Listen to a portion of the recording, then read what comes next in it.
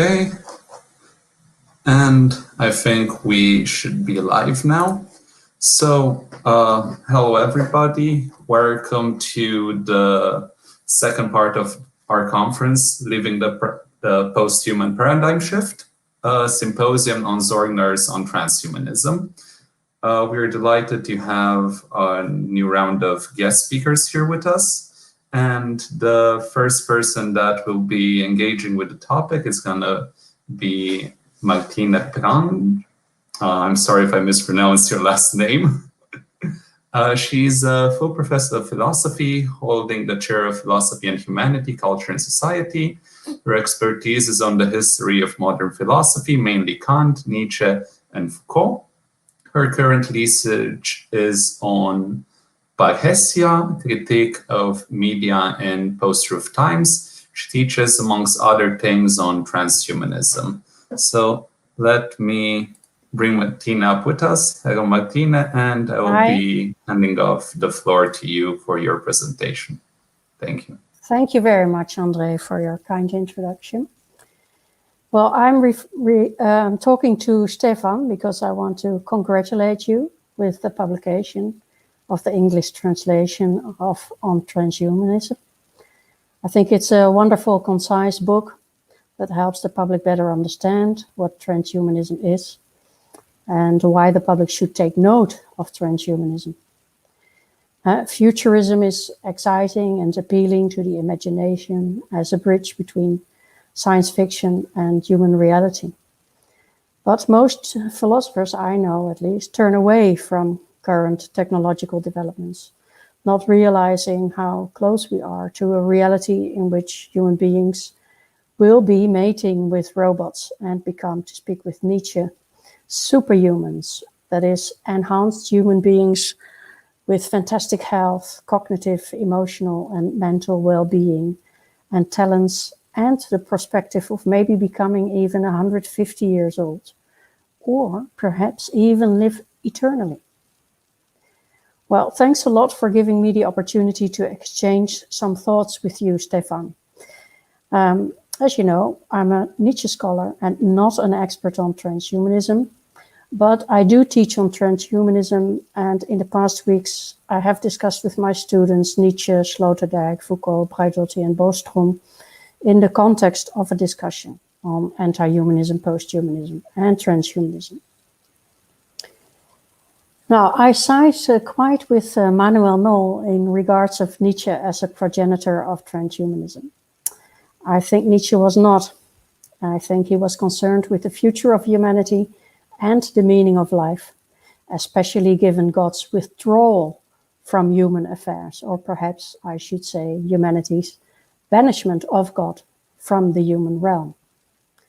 And I believe if we want to do justice to Nietzsche, we cannot deny the post-Christian context in which he writes. We cannot simply replace this context with a post-human context, but we can ask the question whether his concept of the Übermensch can be used for a better understanding of the future of humanity in the post-human context, but then with an emphasis on the differences between Nietzsche's use of the term and our use of the term. We can also ask whether this term of the Übermensch can be further developed in the context of a discussion on transhumanism to indicate the type of human being that we are developing into. Now, you said in your response to Manuel this morning that according to Nietzsche, we want to survive. You call Nietzsche a Darwinist and become powerful. But I would say that the artistic and cultural elevation by way of a new vitalist reacquaintance with Dionysus is very far from the technological kind of enhancement that transhumanists talk about. We should never forget, in my view, that Nietzsche's thought is much closer to Goethe and Schiller than to that of eugenetics and transhumanists. Nietzsche's feet were in Weimarian soil, even when his mind ponders nihilism as a cultural stage lasting until the 21st century. Okay, now my main concern today is not with the best Nietzsche interpretation when it comes to transhumanism, but with the meaning of these technological developments for our own experience of being a human being. Now, if you allow me, I just want to raise some points which seem to me are the main concerns pertaining to transhumanism. So I'm certainly not claiming any new things here. As said, I'm not an expert on transhumanism. And these points are also raised in the book itself by speakers earlier today, and also already in the introduction to your book, by the way. But nevertheless, these are the things that I would like to contribute to the discussion. For me, there are 5 topics or problems surrounding transhumanism that need to be discussed urgently when it comes to the ethics and politics of transhumanism. And I'd like to formulate them as follows. So, first, the philosophical anthropological question: what will transhumanism or human enhancement mean for our understanding of what a human being is, or what it means to be human? Or if you allow me to put it in Foucauldian terms, according to Foucault, the modern episteme with which scientific knowledge in biology, economic, linguistics, and so on was built, and which made it possible for the human being to take center stage in a world emptied from its belief in one infinite God, was exactly finitude. In The Order of Things, Foucault mentions that he feels the end of this episteme coming. Yet he doesn't know yet what kind of new episteme we can expect. In 1966, that is, when he wrote that. Now, my first question to you is this new epistemic maybe a new kind of infinitude, given the life expectancy that transhumanists such as Nick Bostrom hope to significantly enhance? And what would such an episteme of infinitude mean for our experience of being human? I ask this because there are obviously many philosophers who would claim that human life only makes sense in light of our death. And to stay close to home, so I'm coming back to Nietzsche. As you know, in his first book, Nietzsche claimed that humanity and culture needed the return to the pessimism of the Greek Silenian wisdom, which says that it's best never to have been born, and second best to die soon. So this seems to me to be very contrary to what you claim that Nietzsche is a weak transhumanist. On the contrary, he would never have liked this new episteme of infinitude. Okay, that was my first point. Now, my second point is the ecological one. What if this new episteme goes together with a new sense of finitude as well? So on the one hand, this sense of infinitude, and the other hand, a new sense of finitude. The finitude that Foucault speaks of is the experience of one's individual finite life. But the new finitude that I'm speaking about arises from the Anthropocenic thought that we as a human race have not only murdered God, to speak again with Nietzsche, with Nietzsche's madman, but are also about to murder ourselves as a species. So the threat of the climate crisis for the survival of planet Earth and the human species sheds a different and uneasy light on human enhancement, I would say. And what is transhumanism's or your response to this? So living in the twilight, so to speak, of a new finitude and a new kind of infinitude. Now, my third point concerns the social, political, and cultural question as to how we're going to avoid that human enhancement will not lead to a global culture of greater inequality, given its current entanglement with neoliberal capitalism, of which, by the way, Nick Bostrom's projects are unfortunately also an example. I just need to mention, obviously, Google's DeepMind project AlphaFold as another example. And this brings me to point 4. Because, point 4, AlphaFold is just one of the latest bioengineer or biohacks projects in the world developed to reveal the folding of proteins and then to design proteins. TED from TEDx is the one other party in the mix, or is just one of the other parties in the mix. There's an enormous competition in the life sciences hanging around these kind of bioengineering projects. And for that reason, I would say it's even more important that what we need is really a critical biopolitics in the sense of Sloterdijk's plea for such a critical biopolitics in Rules for the Human Zoo. So my question is to you, where are the politicians 22 years after Sloterdijk was ringing the alarm bell, so to speak, if that is an English expression? And what should politics do, according to you, in this neo-capitalist context? And then my last point, back to Nietzsche again.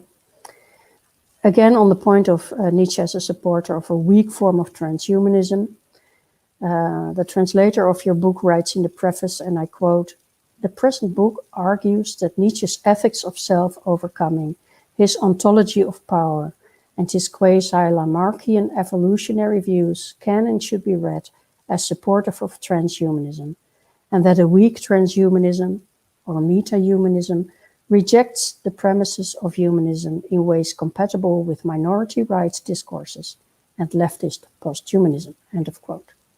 Now, this point brings us back to point 1. As a Nietzsche scholar myself, I hope you can explain this idea that Nietzsche is a supporter of a weak form of transhumanism. And if you have some time left, perhaps you'd also like to respond to the other points that I have raised. And thank you very much in advance for your answers. You raised some really profound philosophical issues with each of these 5 points. So yes, many thanks for that. Did you make notes? I did make notes. Let me start with the first one, coming back to the discrimination one. Why sort of that transhumanist issue, transhumanist approach actually is a way to overcome also the many discriminatory issues we're confronted with.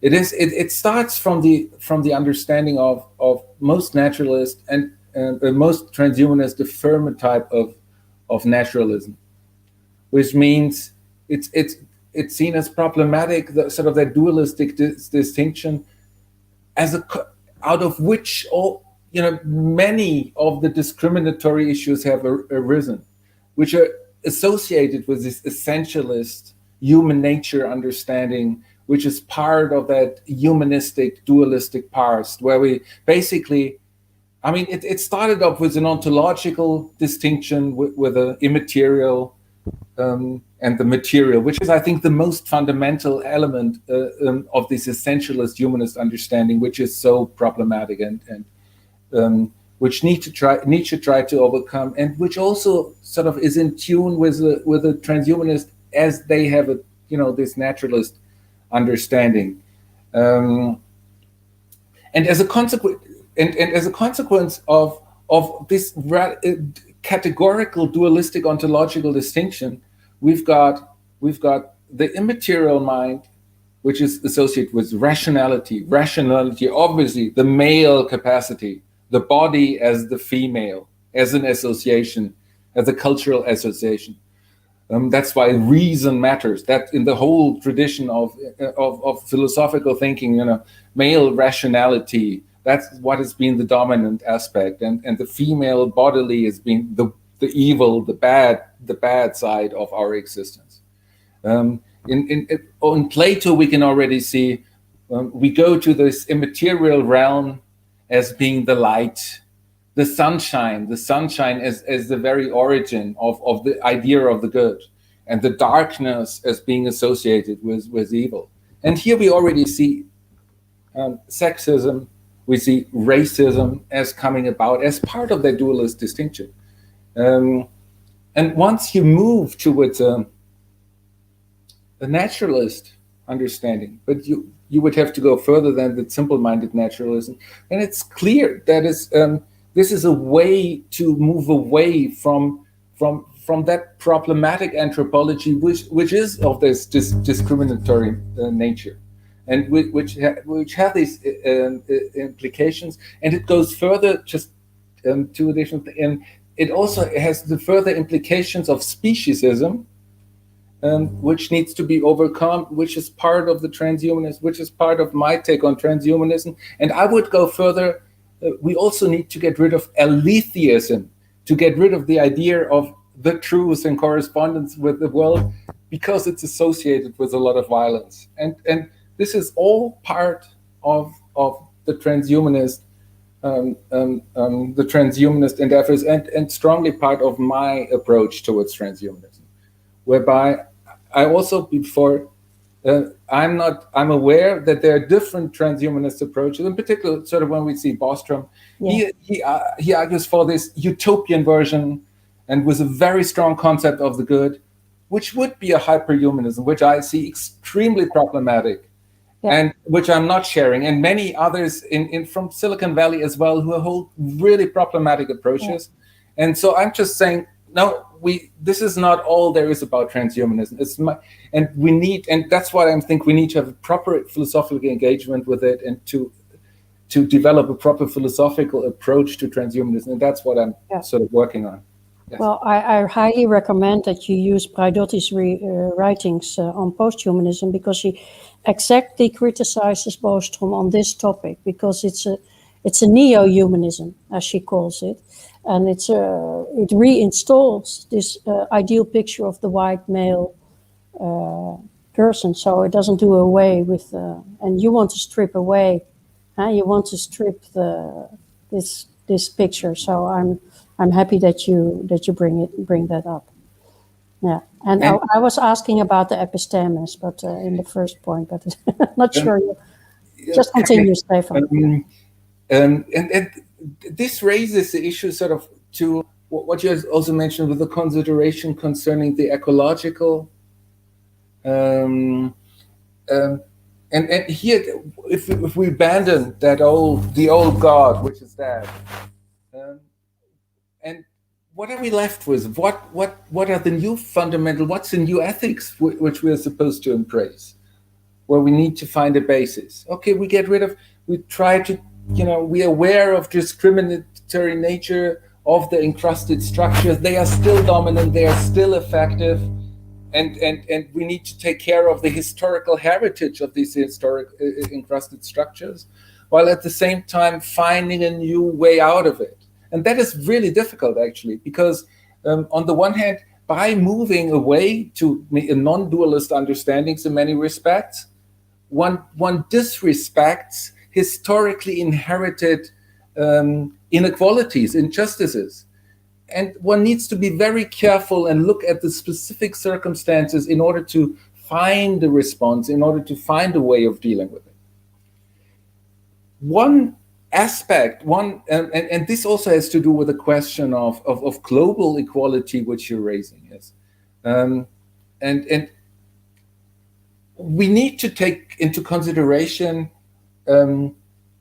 what the implication, the consequences are in a global context of emerging technologies in a wide sense.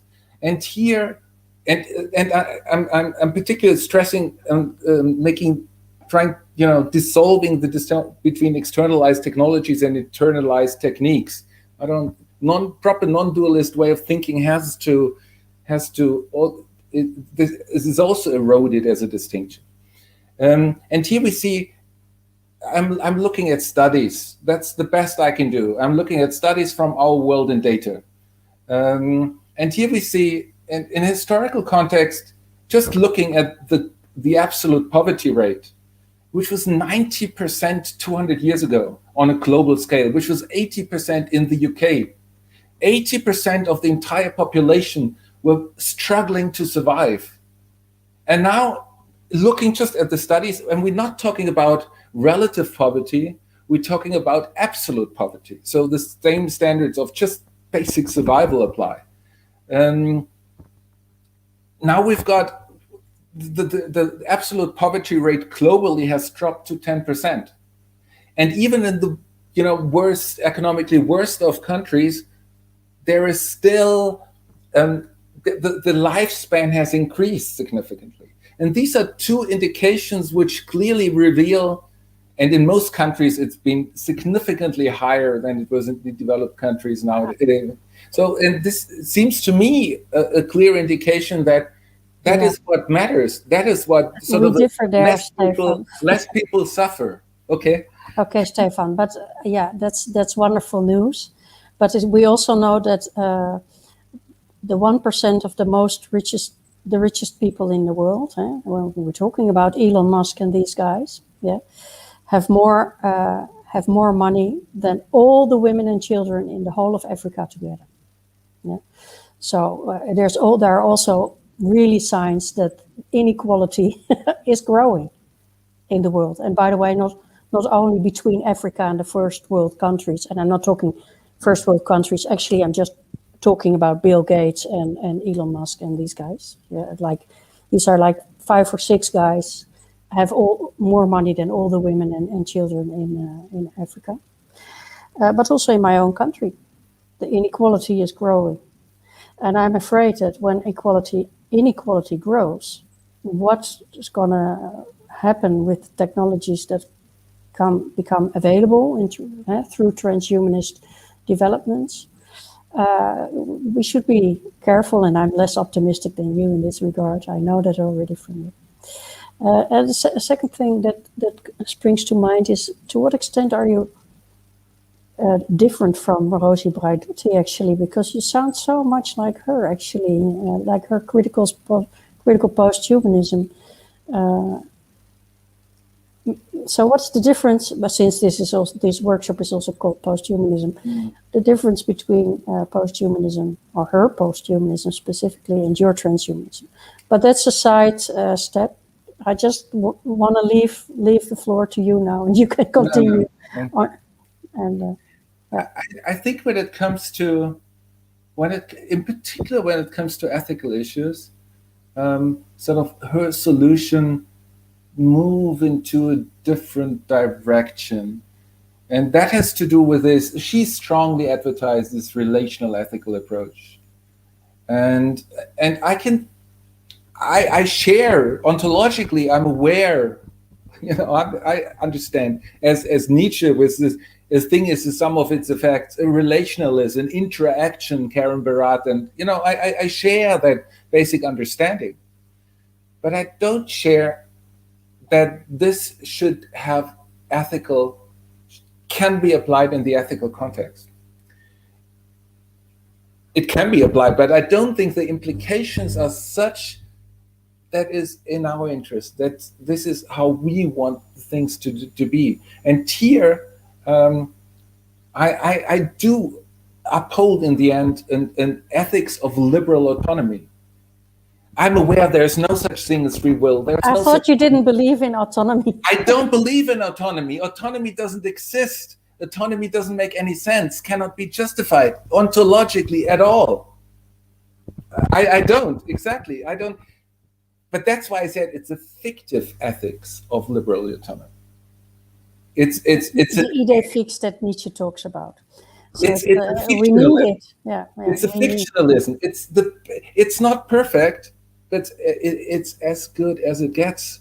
We want, and why? Because of it having been such a wonderful achievement that we individually can live and design our own lives, and not to be paternalistically told by political social structures how to live our lives.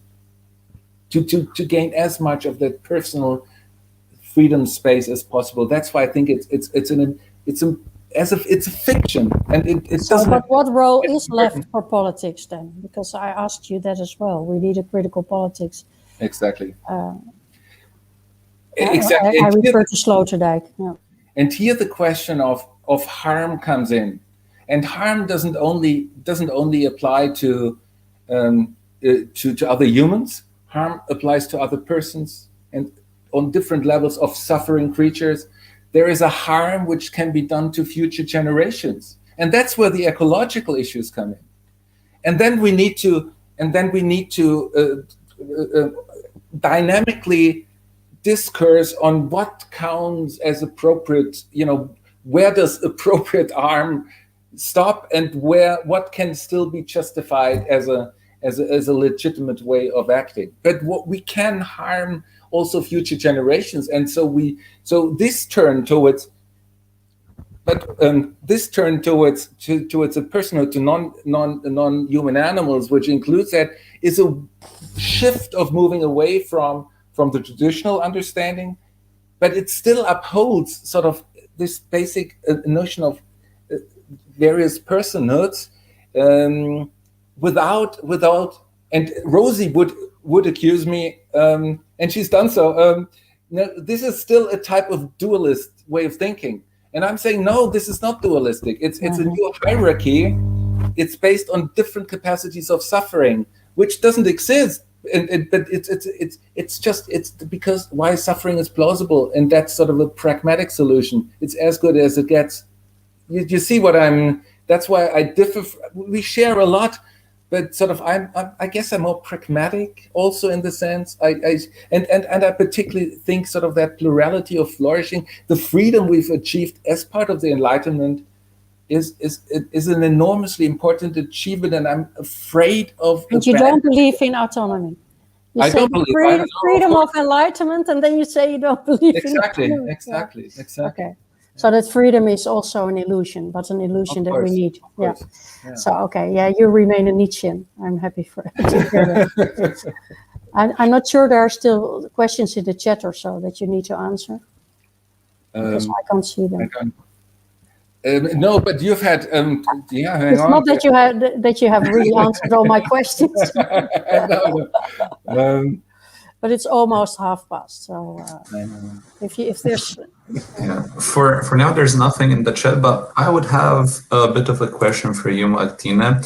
If you could maybe elaborate a bit more on the new kind of epistemic that you were referring to, because I found that quite an interesting point. Yeah, well, how I teach this is, we are currently confronted with two problems. One of the anthropologists, well, more problems, but let's say when we ask the question, what does it mean to be a human being?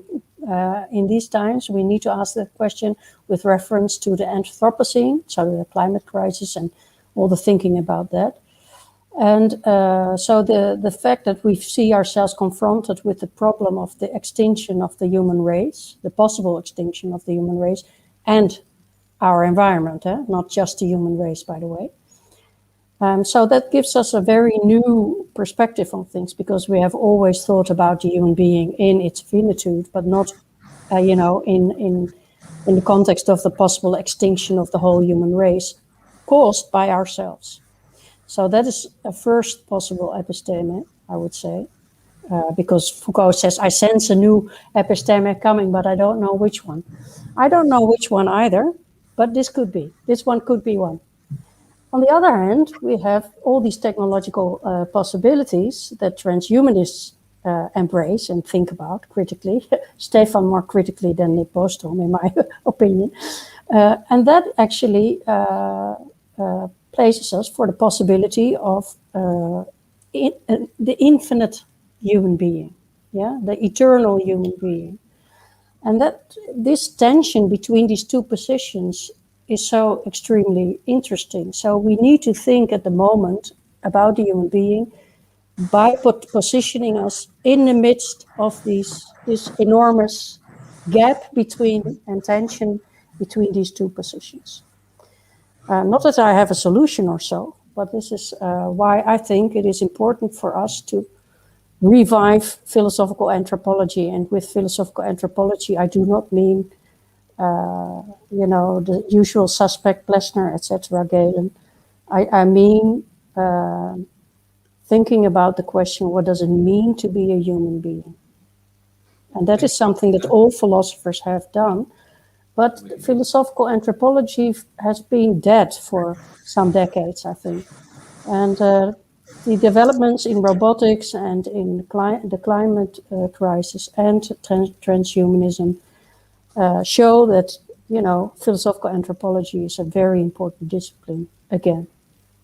Thank you for giving me the opportunity, Andre, to support philosophical anthropology. Yes, Stefan, I will have to interrupt to switch to the next session. Sorry for that. We are a bit short on time, but thank you. We are going to drop it out, leaving the audience with a bit of food for thought.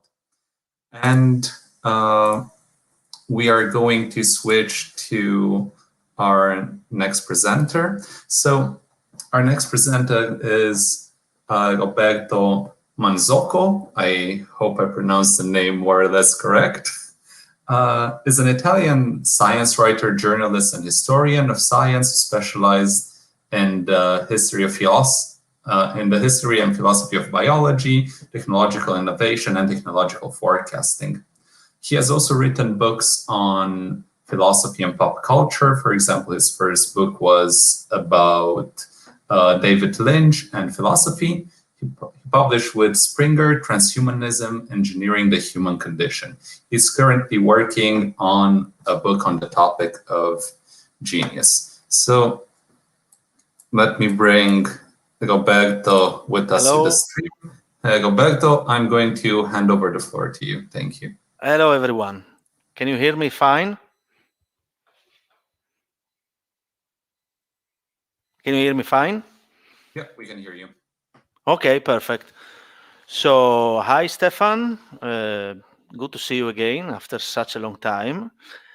And my presentation is just a couple of remarks because I really enjoyed the book of Stefan. It's a pretty good book with full of stimulating observations.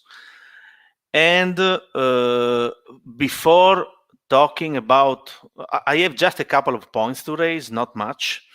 And before going to them, I would like to come out of the closet. I have to confess what my background is. My background is not what I actually think right now. Right now, philosophically speaking, I am in the middle of the river. I'm still thinking a lot about transhumanist topics, and I do not have an opinion, but on many of them from a philosophical viewpoint. But my background is the following one. Naive realism. Stefan talks about this at page 109 of his interesting book. He mentions Maurizio Ferrari, Mario De Caro, and other people that I did study with, or I did follow. So my background is that. Plus, I did follow the work of Konrad Lorenz and his evolutionary epistemology, which is quite different from the Nietzschean thought that many other transhumanists do follow, and posthumanists and so on. So also I did work on the work of Ludwig von Bertalanffy, who was a little bit Nietzschean somehow, but he believed in the existence of a ladder, okay, of levels of complexity. Basically, his idea was that reality is composed by levels that do emerge from each other. Okay, the concept of emergence. Basically, as I see things nowadays,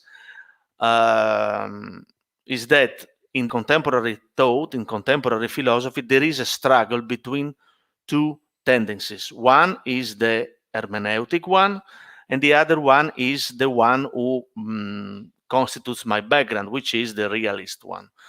Now, I don't know who is right now. That's why I told you that I am philosophically struggling. But I recognize both, and I study both, and I'm trying to figure out. Now, why am I telling you this? Because I think that transhumanism, as far as I know it, as much as I know it, is compatible with many different thoughts. Stefan has built movement or a tendency, which is called meta-humanism. Okay, meta-humanism, which combines posthumanism and transhumanism. Now, in my opinion, transhumanism is a philosophy. It has an implicit philosophy, but it is also an ideology with an agenda. The agenda is to actually change human beings, to foster policies, to foster research that will change human beings. Okay? Doesn't matter the philosophy. The philosophy, it does matter, but not as much. There are transhumanists that are posthumanists, transhumanists that are, I don't know, communist, even conservatives. It's unbelievable.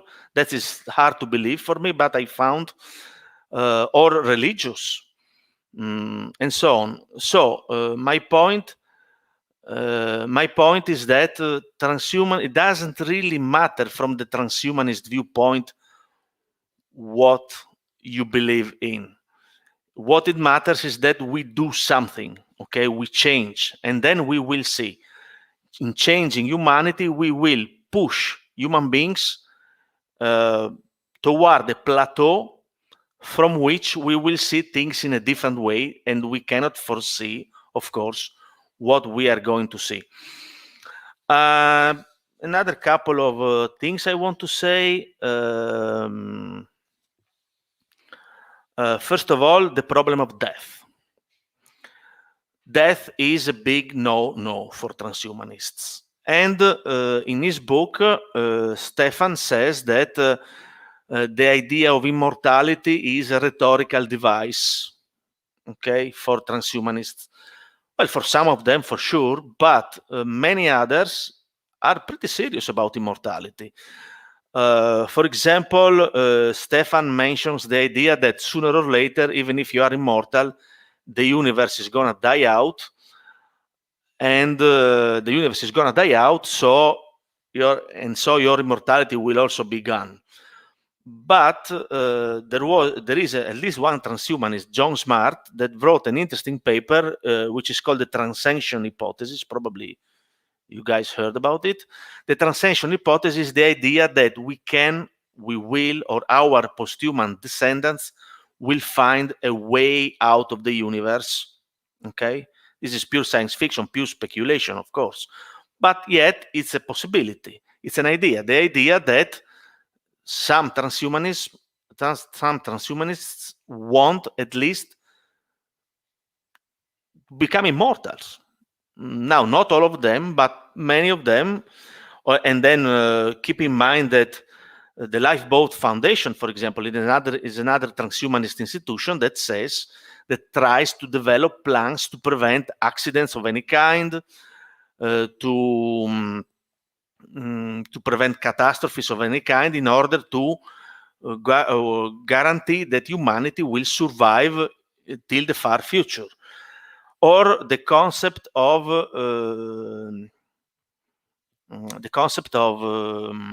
quantum immortality and quantum archaeology, the idea that we actually could be able to, the science fiction, to revive, to bring back to life dead people. Okay. What else? Another interesting point that Stefan raises in his book is he mentions the concept of Leon Kass, of wisdom of revulsion. Now, I can understand it partly, in the sense that some of the changes that human beings could bring forward could be revolting. Try to imagine someone, for example, I don't know, your office co-worker with a third eye in the middle of the forefront. That would be quite unsettling for me. Okay, I'm just making a joke, but the idea that you can change, we talked about morphological freedom. The idea of changing your body in many different ways could be a challenge. And I'm not saying that I am against it. I'm just saying that it could be quite problematic for our future descendants. Plus, one last thing is the following one. The idea that human beings are not exceptional. Okay, I agree with that. If I'm not mistaken, is the first pillar of the 12 pillars of transhumanism.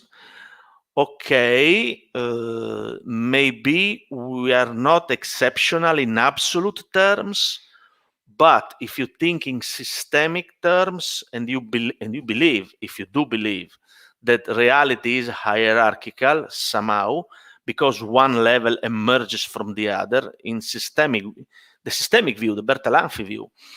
If you believe that, you can see that humanity might have some properties that cannot be reduced to the sum of the properties of the lower levels.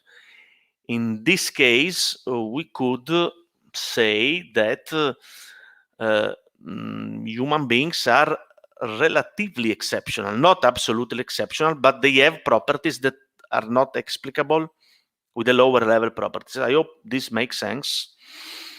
And in general terms, I did enjoy the work of Stefan, and I agree with many of the points that he makes, but I wanted to raise only this couple of points. That's it. I hope it's clear, and I'm done. So many thanks. No, you really raised some absolutely important points, which sort of, in order also to balance my weak version of transhumanism, and you clearly said, look, there are others who really uphold clearly a different view of transhumanism, who do believe in immortality in a literal sense. And yeah, I've had that. Russell Blackford also sort of, I seem to strip transhumanism too easily from some of them actually having real life immortality in mind. Yes, I just don't. I can't philosophically. I just can't make sense of immortality in any. I'm too much Nietzsche in that way. Sort of to actually, I can understand the longing for something which goes beyond. But it philosophically, there's no way of I can testify it and make sense of it. And that's why I think if you. That's even people like Aubrey de Grey also, even he uses the term immortality, but he says no, it is, and we've had exchanges on that, and no, it is. In the end, it's an indefinite lifespan expansion. It is not immortality in the literal sense he's aiming for, because it cannot be even conceptualized philosophically, rationally thinking about it, and that sort of I just want to make it. And so the ones who actually aim for that, and then I would say, this is something I can't, I'm sorry, this goes beyond. This is not something I would identify as anything worthy of a intellectually graspable type of transhumanism. I will have to write a book on that. Yeah. There's a lot in that, because there are quite a few strange people, strange visions out there, which are hard to get a grasp of. In the same way, I'm quite hesitant, even concerning one of the steps towards immortality, sort of talking mind uploading. There's a lot of discussion, and I'm not excluding the possibility of mind uploading. I mean, however, and Elon Musk and his friends have made a big business with that, really turned that into a big story, and I think it worked for them because it got them on the headline of the big newspapers. And this applies also to the friends from whom he got the ideas and from whom he developed these further. But I think mind uploading is just it is a very interesting thought. And I know, I mean, sort of even like mind uploading and the simulation argument, which is associated with it. I mean, that has inspired a lot of science fiction series, Netflix series, Amazon Prime series, and even movies, and people seem to be fascinated by it, and I can understand the fascination. But thinking about it, analyzing it, and I'll be doing that actually in really great detail in the forthcoming book, We've Always Been Cyborgs. it just, I cannot exclude the possibility, but we have no ground whatsoever so far to think about to take that as a realistic option, which will be realized in 20 years' time. This is not going to happen. Yeah, no. This is just not going to happen. And therefore, we do have very important issues concerning digitalization, but us getting wiped out by uploaded humans in 20 years' time is not a serious issue. This is just, it is good to make it to the headlines of the big newspapers and people turning into science fiction stories, but this is not something we should actually focus on a practical, realistic, live world challenge which we are currently confronted with. I can understand that. I mean, in the sense, and in this, I think rhetorically, sort of the entire issues with mind uploading, it fulfills the same purpose as medieval discourses concerning how many angels fit on the tip of a needle. And obviously, from the background of a Christian understanding in the Middle Ages, there were angels, and it made sense to discuss how big is an angel, how much, what's the weight of an angel, how heavy is an angel, can we actually fit them on the tip of a needle? From the background from the shared worldview at the time, the question makes sense. In the same way as nowadays, they're very good. They're intriguing arguments concerning that we live in a computer simulation. But so from the background of our scientific spirit of the times, it also makes sense to discuss these issues. Or at least it makes sense why it appeals to so many people, because it can be crass or it can be narrated on the basis of scientific reflections. But if we actually look at the foundations concerning what the plausibility and how realistic is it, then this is not one of the pressing issues. Pressing issues are surveillance and privacy issues, and when it comes to digitalization, intellectual property, how we want to deal with it, who has access to that, and that's why I think it sort of I want to give here the transhumanism the proper grounding again, the more realistic, worldly grounding, and the other things are important to deal with and to consider, but I don't think. But I think they rather serve the purpose of getting into the media than on what is actually pressing. This is the pressing issue is, and that is a fascinating question actually, concerning what's the possibility of life being able to be digitized. Can we have a carbonate basis? Can that be placed on a silicon basis? And if we assume like a Spinozian, a non-dualistic understanding of what there is, in principle, they are both made out of the same stuff. So why does it make a difference that one is carbonate and the other is silicon? And the issue here is, for me, what are the reasons for us to believe that it should be possible to place something from a carbonate basis to a silicon basis? And the best reason for that being possible is a computer virus. Is a computer virus a living entity? And people like Stephen Hawking, who's not a stupid guy, or someone like,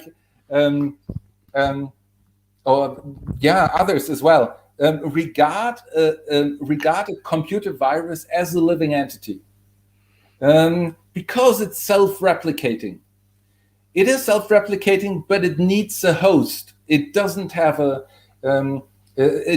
metabolism by itself. That's also the reason why a regular virus also needs a host. It doesn't have a metabolism. That's also why the regular virus doesn't count as a living entity. And so here, but it's an interesting thought. But even just if we assumed it was a quasi-living entity, but then to getting an entity which can feel, perceive the world, have self-consciousness, have logic, thinking, we are far from that. And that's why, but these are the issues which are getting quite interesting, or it's very interesting.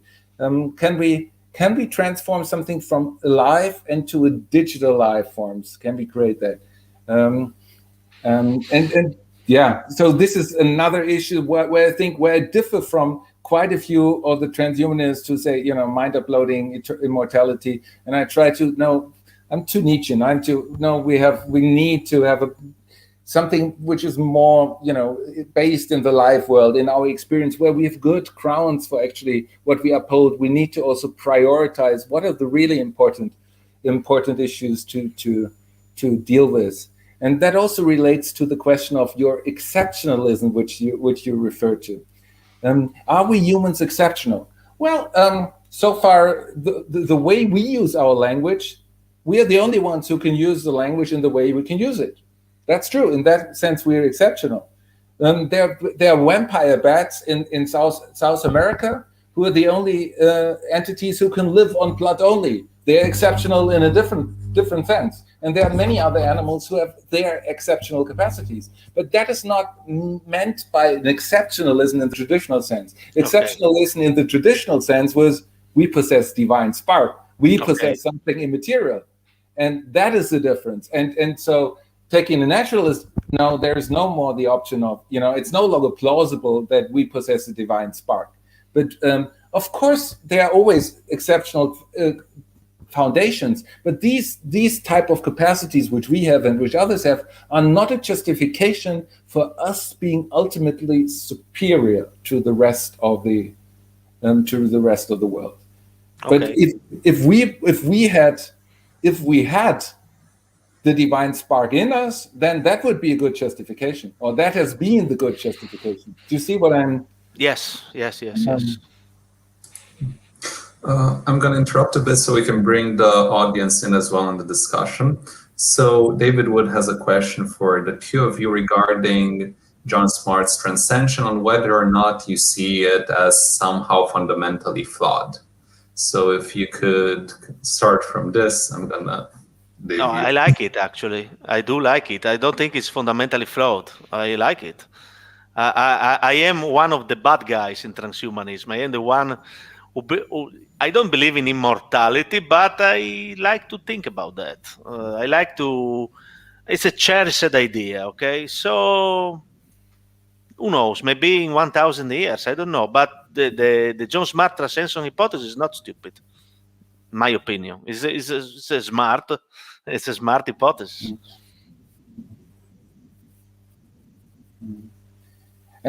I wouldn't call you. I wouldn't say you're the bad guy in transhumanism, but it's we all have our specific fictions which we cherish, and I can understand, and sort of when I teach these issues in school, I know people love to think about such notions of immortality. And people find these arguments, students find these arguments appealing, and they like to deal with scientific enterprises where these are being dealt with. And then they play around because the underlying arguments are not stupid. But there's always one specific element of the argument which lacks a very solid foundation. And so with respect to mind uploading, it was a possibility. So far, we do not have a good reason, because there is not even a living entity, not even one living entity, which exists in the digital realm on a silicon basis. And if we don't have a living entity, how can we even talk about the further developments? And so it is, every argument in that respect needs to be extremely carefully analyzed. But it's and so far I haven't. There has never been anything plausible which could explain any imminent type of immortality, and it's. But maybe you've got a good reason to convince me. Me? Yeah. Well, I have to say that many transhumanists, like Ray Kurzweil, don't talk about immortality. They talk about abolishing involuntary death, which means that potentially you might live like thousands of years, or how much as you want, like millions of years, potentially. Now, immortality per se is problematic. I wrote a short article on that, proposing my idea of immortality mixed with the quadridimensionalist approach to time. I developed an idea that I need to work more on that, about this possibility to change our relationship with time.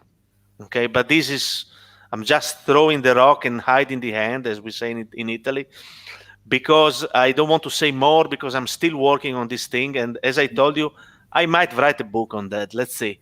Right now, I'm not able to convince you right now. So, but maybe in the future, I will be. Many of them, so these issues, and I know, and sort of we underestimate the impact of digitalization. And so I mean, just realizing the public use of the internet has been realized in 1990. That is now, about 30 years ago. And so globally speaking, the last common ancestors of humans and great apes lived 6 million years ago. And now 30 years of public use of the internet. So it's the internet digitalization it's still in its embryonic state. So there is a tendency to underestimate the potential which goes along with the digitalization, and therefore, we do need to take that extremely seriously. I mean, there's a person from University of Bremen, and she managed to realize. She's an engineer, a professor of engineering at the University of Bremen, Tanja Schulz, and she managed to realize digital mind reading. So basically, she showed that by thinking, you can transfer thoughts into digital information. And Facebook took up that procedure, and Zuckerberg has got 60 people employed who work on the project of digital mind reading. So basically, in the future, whatever you dream can be live streamed on Facebook. And basically, there's good reasons which show this is already, this is possible, which is extremely scary. But on the other hand, very fascinating as well, because there is a lot of potential in that. So, thinking about the implications, I think, because this has been proven to work. This is important. But here it comes down to privacy, but it doesn't come up to mind uploading. So, but we need to take seriously the impact of digitalization, and many of us still underestimate the power which is associated. I mean, just deep learning. If you listen to the song "Daddy's Car" by which was created on the basis of deep learning by Sony Music. They basically put all the Beatles song used all the Beatles song, and by means of a deep learning procedure, it was generated. And it's not a top 10 pop song, but it is you can listen to it. You can hear the traces of the early Beatles, traces of the late Beatles. So that already shows the potential. There was a Japanese team realized on the basis of deep learning a short story which entered a literary short story contest, and it was shortlisted among the best submissions in a regular literary context, which is impressive, I must say. And that shows, so we do need to talk about the potential here and possibility of creativity and deep learning and so on. And I don't have a final answer to that yet, but it is extremely fascinating. So we shouldn't underestimate digitalization. Just if we even, mind uploading might not be such an option so soon, but the potential is enormous. Yeah. Thanks a lot. Thank you, Stefan. Thank you, Robert. It was a very interesting conversation. Glad I also managed to engage the public a bit in this one. So we'll be moving on to our next guest speaker, Natasha Berganek. She's a cultural anthropologist with a research background studying the Romani diaspora living throughout Eastern Europe. Since completing her doctoral studies at University College London, her scholarship has focused on the anthropology of the contemporary, digital ethnography, posthumanism, and gender in rock and heavy metal music cultures. So, welcome, Natasha, and I hand over the floor to you. Okay. Hello. Thank you very much to everyone for the opportunity to speak with you today and to listen to your thoughts about the many compelling themes on transhumanism. So over the next few minutes, what I'm going to be focusing on is the 12th pillar of transhumanism as it was presented in the book, which deals with the meta-humanities and the future of education. What I'm particularly interested in exploring is its potential development within the context of higher education in America. Admittedly, this is going to be a relatively brief dive into what I perceive as some of the more challenging cultural and structural dimensions of this endeavor. But I do hope that it will stimulate some interesting discussion because I believe that this is an increasingly vital conversation to undertake. So as Stefan explains in his book, we can think of the meta-humanities as a further development of the traditional humanities through the inclusion of post-human studies, particularly the inclusion of non-dualistic insights in the classroom. And such examples might include bioart, epigenetics, the avoidance of speciesism, evolutionary epistemology, and embodied theories of mind. This does not require the abandonment of dualistic thinking entirely. Rather, it stresses the value of integrating non-dualistic thinking into teaching and thus supplementing the curriculum in this way. The meta-humanities are placed alongside two forms of parental education. One, viewing genetic enhancement as structurally analogous to education, and second, including genetic analysis as a supplemental prerequisite for the educational process. Put together, these educational suggestions can be considered in terms of the potential they hold for the revision of moral criteria and ontological assessments that might help guide us through the many social and ethical questions that would be likely to emerge during a transhumanist paradigm shift. Of central importance to the development of the meta-humanities is a revision of the theory of the human, as well as a taking account of how the humanities have taken shape under the influence of dualism. But what I would like to add to this is that I think a crucial part of this conversation must also examine the extent to which dualistic thinking has guided both the organization and the structure of the Western university within which academic humanities are situated. Can, or perhaps even should, the meta-humanities proceed within this environment? And it's to this consideration that I'm now going to turn.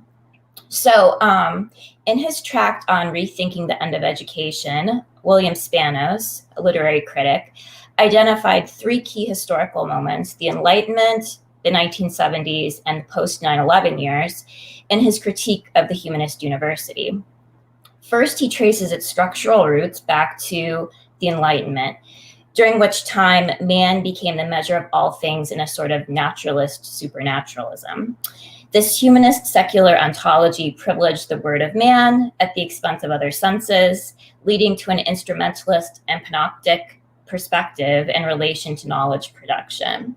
A perspective we see reflected, for example, in Carl Linnaeus and the political scientist Jeremy Bentham. It is this anthropological / panoptic disciplinary table and its dualistic logic that became the structural model for the humanist university. Hence, the assumption is that an indissoluble continuum of being is wasteful and threatening. As such, it must be reified, spatialized, and compartmentalized. In this case, into schools, departments, and disciplines. Analogously, Spanos argues that the student body and faculty must take their productive place as part of the larger whole as a way to regulate their potential volatility and guide the cultivation of their vocation, that is to say, their service to the nation. And of course, in the 1970s, there is a decentering of the West that occurred through post-structuralist theory, but its potential did not adequately extend out from the university to more worldly sites. In addition, further disciplinary specialization occurred, blocking solidarity among faculty and rendering them docile and useful. Post 9/11, the nation state oriented the structure of the university to become towards an adjunctification of the faculty and the curtailment of tenure. For example, in America, approximately 3/4 of university faculty are contingent, meaning that they are hired on a semester-to-semester basis. Also, it includes the elimination of programs that are deemed no longer relevant in a global free market, the transformation of humanities departments such as English into service departments, and a quantified concept of academic excellence. Academic diversity, Spanos concludes, has been reduced to a de-differentiated body of consumers whose contemporary vocation is to serve the logic of neoliberal capitalism. We can also find this logic in the institutional culture of higher education, I believe, particularly through its language of learning and its interpolation of individual students as subjects. Within this context, a university education can be understood as an economic exchange between a provider, the teacher or the institution, and the consumer, a student or the student's parents. Here, the guiding cultural principles are value for money and the idea that educators and the institution should be held accountable to learners/consumers due to the payment they are making, either directly through tuition or indirectly through taxation. This logic is flawed, however. As the Dutch pedagogue, I hope I'm pronouncing his name correctly, Geert Biesta, says, we can assume that customers know what they want and what their needs are, but it forgets that a major reason for engaging in higher education is to go through a process of discovering what one wants and needs. Education can only really begin when it is understood that outcomes cannot be ensured, and that is not a risk-free process. This is true both at an individual level and a sociocultural one. In its certification-driven educational culture, this is a tremendous challenge to overcome, I believe. Moreover, you can consider the mindset of Silicon Valley, a culture that strongly influences not only our educational system and priorities, but the business world and even our self-concept. It is a culture that values big data and has mostly jettisoned inductive modes of inquiry. The idea seems to be, who knows why people do what they do? The point is that they do it, and with enough numbers, the data speak for themselves. And while Silicon Valley runs on a vision of hope and optimism, referred to in the literature as a techno-utopian vision, it is also imbued with a revolutionary ethos in which every technological solution is framed as a disruption, a clean break from the past, leaning far forwards into the future. In his book about the humanities in the age of the algorithm, Christian Madsberg explains that the disruptive language of Silicon Valley reflects scientific thinking, wherein a hypothesis is regarded as operational and true until it is shown to be false and superseded. The humanities, in contrast, do not operate according to clean breaks in such a cycle of rejection. So taking these cultural and structural factors into consideration, what is to be done? Or perhaps more accurately, what can be done if we are serious about the meta-humanities? First, if we are to truly emerge as post-human knowing subjects within institutions of higher education, then we have to remain cognizant, as Rosie Berdotti reminds us, that we are imminent to the very conditions we are trying to change, and that these conditions exist within a system of cognitive capitalism that saturates the present and eats up the future through its frenzied pace. This reality necessitates that as we proceed, we take not only a critical and reflexive stance, but also an affirmative and self-forgiving one. I would also agree with Professor Berdotti that it is neither accurate nor especially helpful to describe the humanities as being in crisis.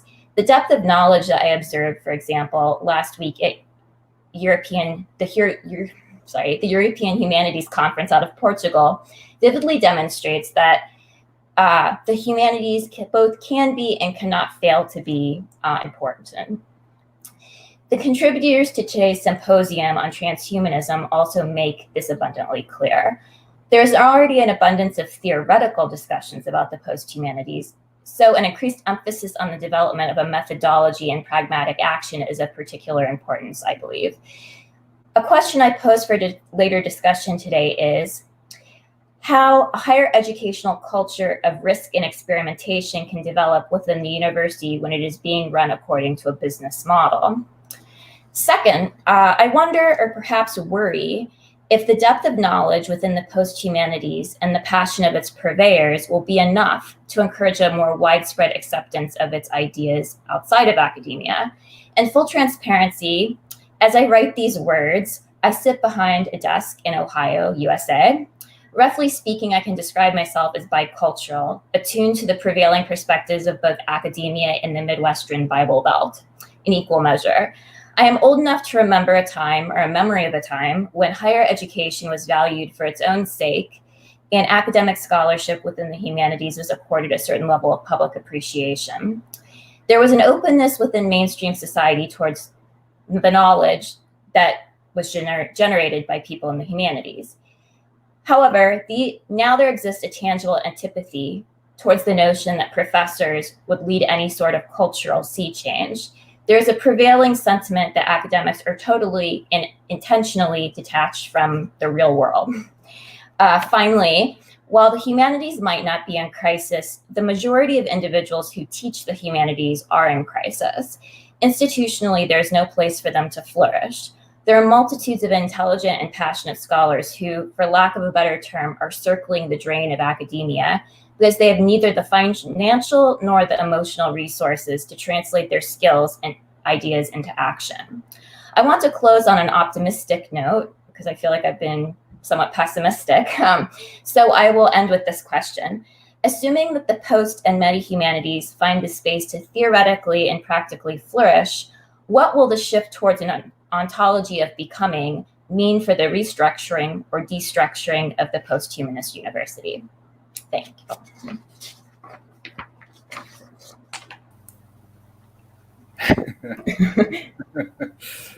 Yes, these are the questions we need to be. It's difficult. This is what I'm and you rightly distinguish the various levels. So on the one hand, it's the inclusion in the curriculum, which I stressed in the book. So it's not only the dualistic past, which we're concerned with.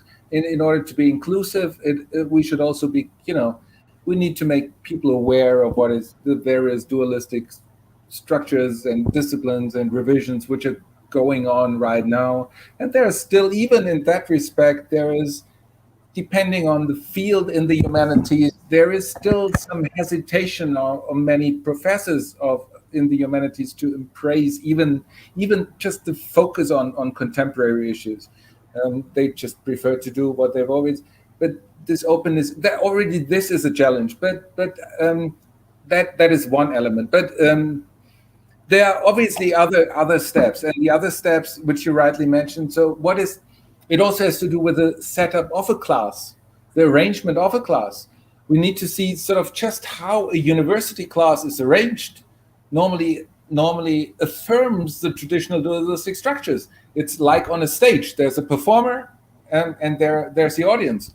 It's like, and that's why I mentioned in the book, on transhumanism book, actually, just what an important issue the coming about of the ancient Greek theater building was. It used to be a Dionysian celebration with people running around and singing and dancing together. And then suddenly with the creation of the Dionysus theater, which happened just before Plato came about with his philosophy, sort of we had an architectural building in which a dualistic structure with respect to the architecture, with respect to the setup between actors and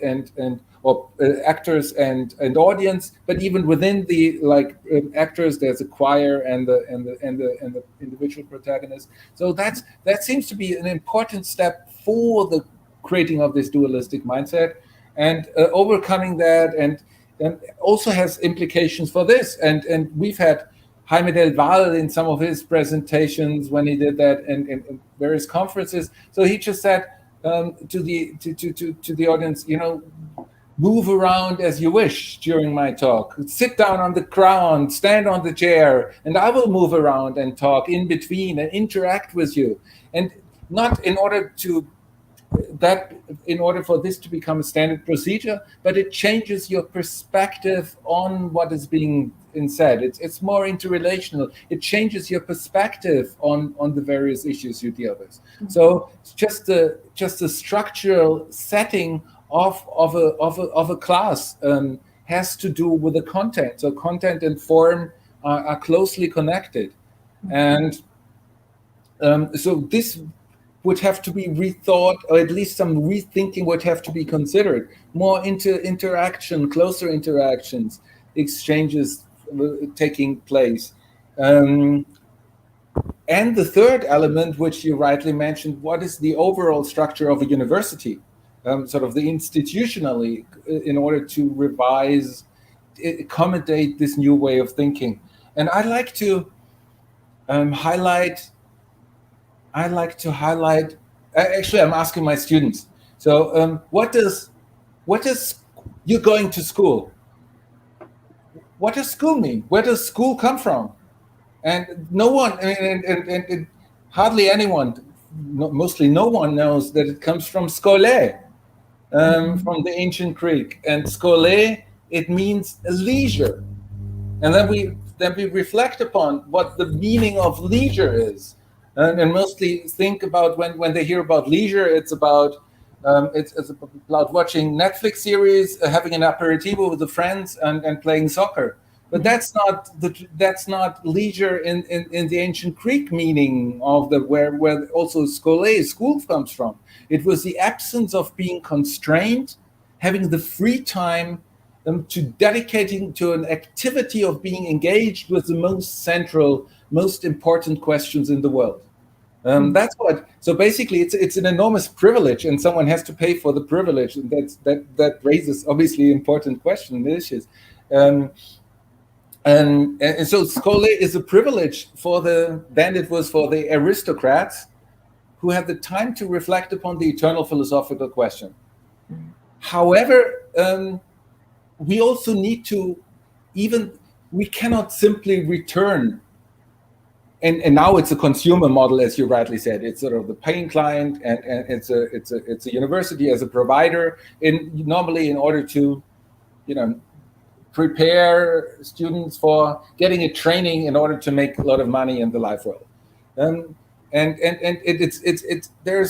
it's very often not so closely taken into consideration, sort of that idea of leisure in the traditional ancient Greek sense.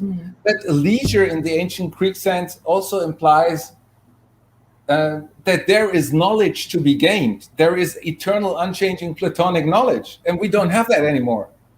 So there's a need to reinterpret also what leisure means in order to reflect upon what an institution can do within that setup. It is no longer just you don't get knowledge in the sense of something's eternally unchanging and you get a grasp of it, but it is more. So it's not just vita contemplativa, but now we have to in a non-dualistic manner, get vita activa. It's creative thinking, it's active thinking, and it's an interaction of the various elements. So that has consequences on a very.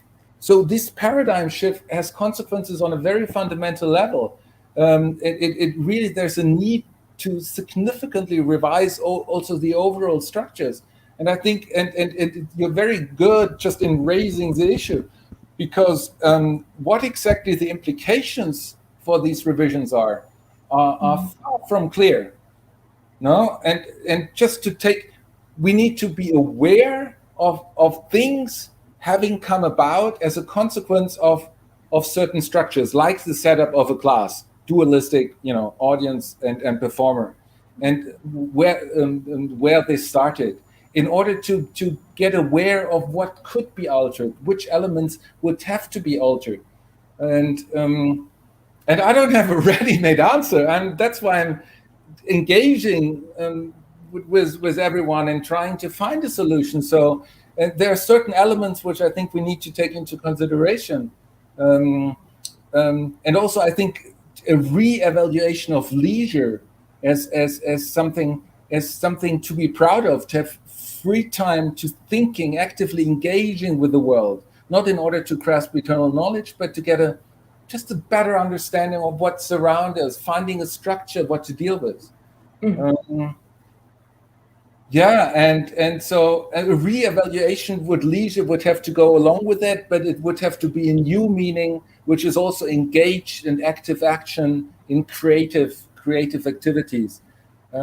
What that actually leads to is still an open question. Am I making sense with what I'm saying? Well, when you were talking about reevaluation of leisure and its connection to the academic educational context, my first thought was that it's just bumping up, especially something I feel very strongly here in terms like the Protestant work ethic. Like leisure, is something that is not, well, how do I say this? I think it's something that not only is pertinent to students, but even to people in academia who do get enjoyment out of thinking about all these ideas, because we too are in this kind of system where our own performance is being quantified to a certain extent. And I think we struggle as well to find the time to get leisure and enjoyment out of what our vocation is. So yeah, it's I don't have any solutions either. But I do, selfishly, this is informed strongly by my own experience of the system I am in. And I, especially through COVID, with things becoming even more virtually based, this doesn't necessarily, how do I put this? Everything has become so systematized. It's become so ruled by rubrics that I don't even I question what is my role as a teacher now, because a computer could grade this people's work. They could look for keywords and, so I feel like I don't even see myself in a lot of the teaching that I do anymore. So, they're big questions. The traditional lecture doesn't make any, you can record a lecture. If it's very well done, you can have better information by means of a recorded lecture than by if it's just a lecture, if it's not a seminar, if it's not proper engagement. So these are things, and I like to use some YouTube videos in order to transfer, because if it's like the Kurzgesagt series is amazing. If I want to transfer knowledge on genome editing, CRISPR, then I just show the Kurzgesagt video, and that's really well done, because I couldn't say it better in such a short period of time. A lot of effort has gone into realizing that. But I was just gonna say, but in my case, I don't even have the instructional authority to change the set curriculum. I just have to give it and grade people's work. So yeah.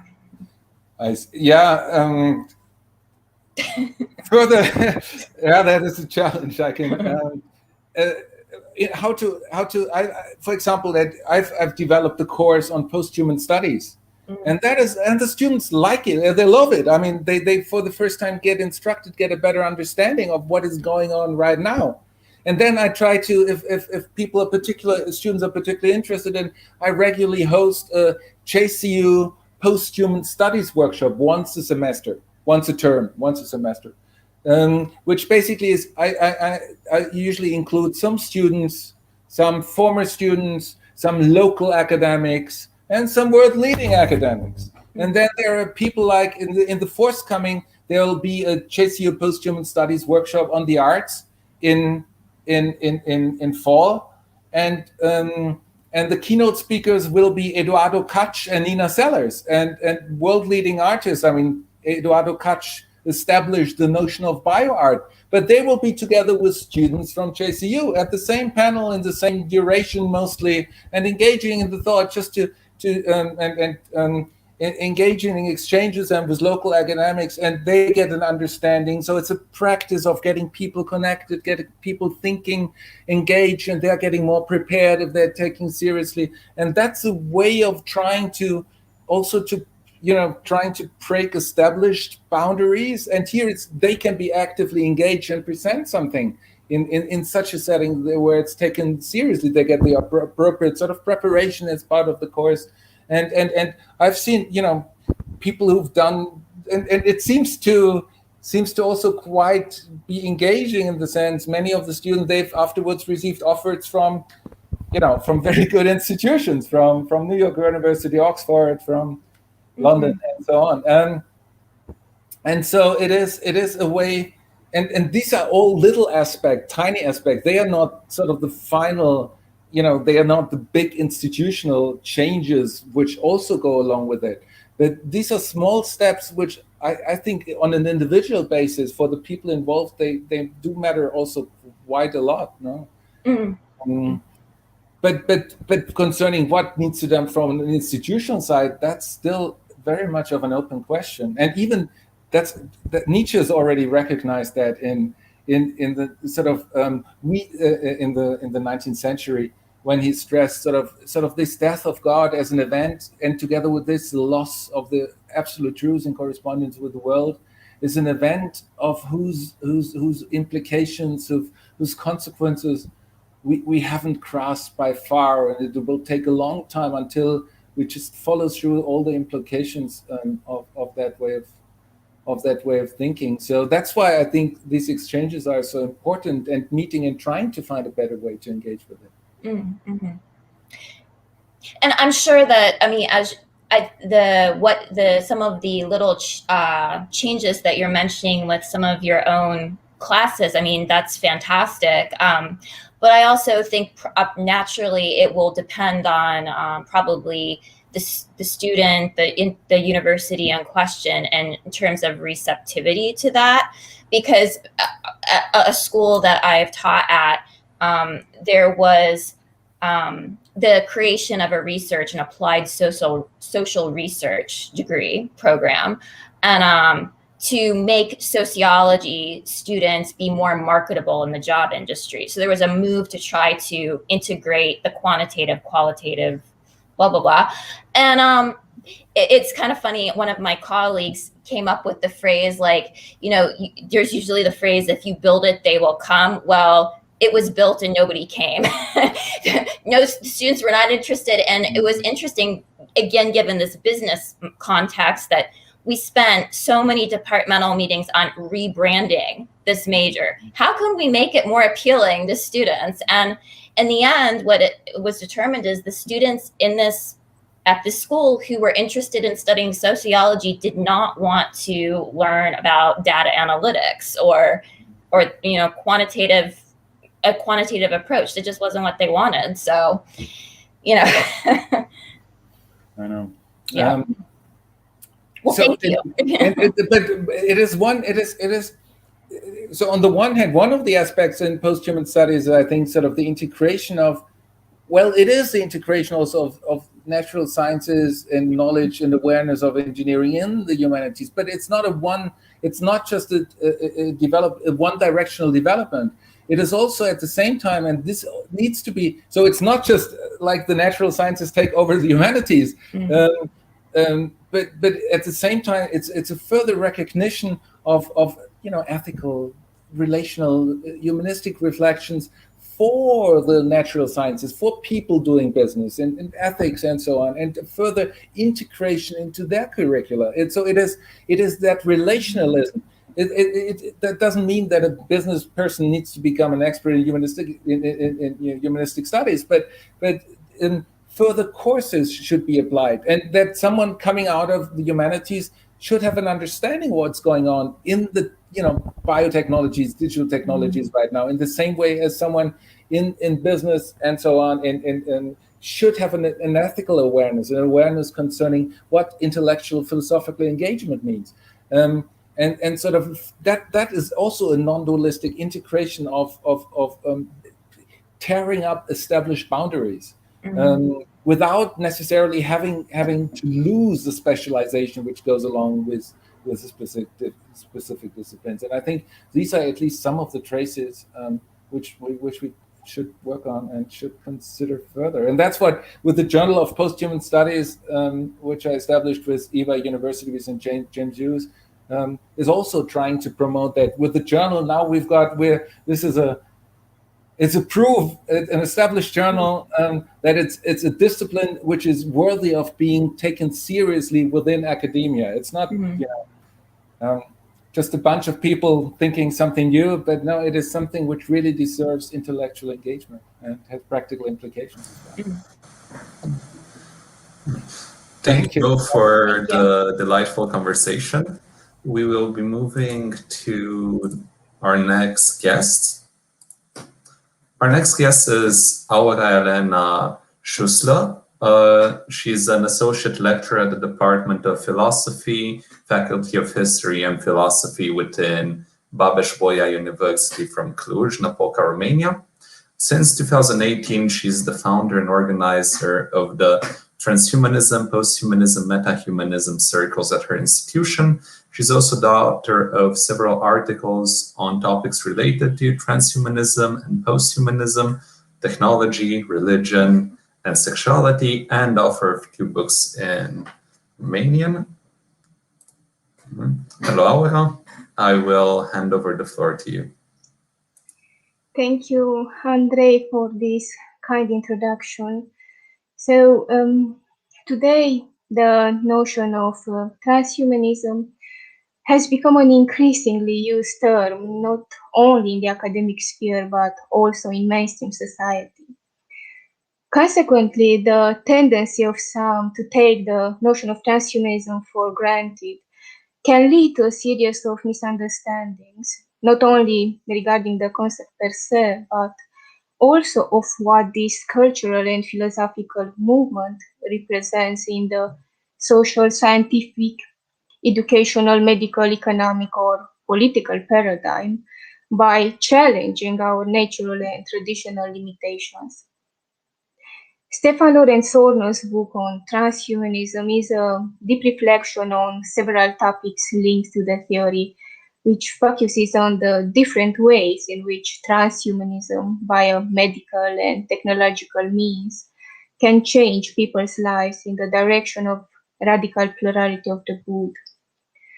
Thus, the main issues addressed by the author are linked to various technologies deemed useful by transhumanism in enhancing biological capacities to improve the human condition. For instance, Sorgner discusses genetic enhancements by genetic engineering, for instance, designer babies, pharmacological enhancements as cognitive or emotional enhancements, and here he discusses neuroenhancements via brain-doping drugs, morphological enhancements as physical enhancements by means of cosmetic surgery, or cyborg enhancements, for instance, prosthetic legs as used by the athlete Oscar Pistorius. The book is not only a critique of the way that transhumanism is achieved in German-speaking countries rooted in the Christian and Kantian heritage, but also a cartography of the bioliberal English-speaking world close to evolutionary theory, naturalism, and utilitarianism, which represent to some extent the hallmark of transhumanism. In his book, Sorgner analyzed the important role that science and speculative technologies play in transhumanism to further human evolution. This raises a series of ethical questions in the book, such as those related to bioprivacy and to who will have access to our genetic information, governments, potential employers, public or private health insurers. There are other considerations to what are the ethical limits regarding physical, emotional, cognitive, or moral enhancements, and those regarding future technologies that promise to improve human well-being, along with extended health and lifespans achieved through various intelligent technologies such as cyborg or mind uploading. The author provides a clear introduction for the reader with respect to the pedigree of transhumanism, posthumanism, and meta-humanism, along with an explanation of the ultimate purpose of transhumanists, that of becoming posthuman. Generally, posthuman is a comprehensive term that relates to the 3 aforementioned movements. However, Sorgner directs the reader to the fact that the concept of posthuman is understood and described somewhat differently by transhumanism and posthumanism. In transhumanist thinking, the posthuman is not necessarily a new species that may emerge in the future. Rather, it is an improved and yet unknown form of the human being and must have a near future goal that can be achieved by means of various technological enhancements, which will entirely transform our internal and external conditions of existence. This is why the transhuman represents only a transitory state between the current human condition and the future posthuman one. In a posthumanist paradigm, however, the posthuman is a continual process of becoming in a rhizomatic, fluid, and transversal way of being, interconnected in a nature-culture continuum, as Rosie Braidotti emphasized, involving human, non-human animals, and technology. This is why humans have always been posthuman, according to Catherine Hayes, an argument that is within anthropological parameters and not phylogenetic ones, according to Sorgner. However, both transhumanism and posthumanism share a non-dualistic anthropological understanding of the human, which moves away from the traditional dualistic anthropology and ontology of the Enlightenment.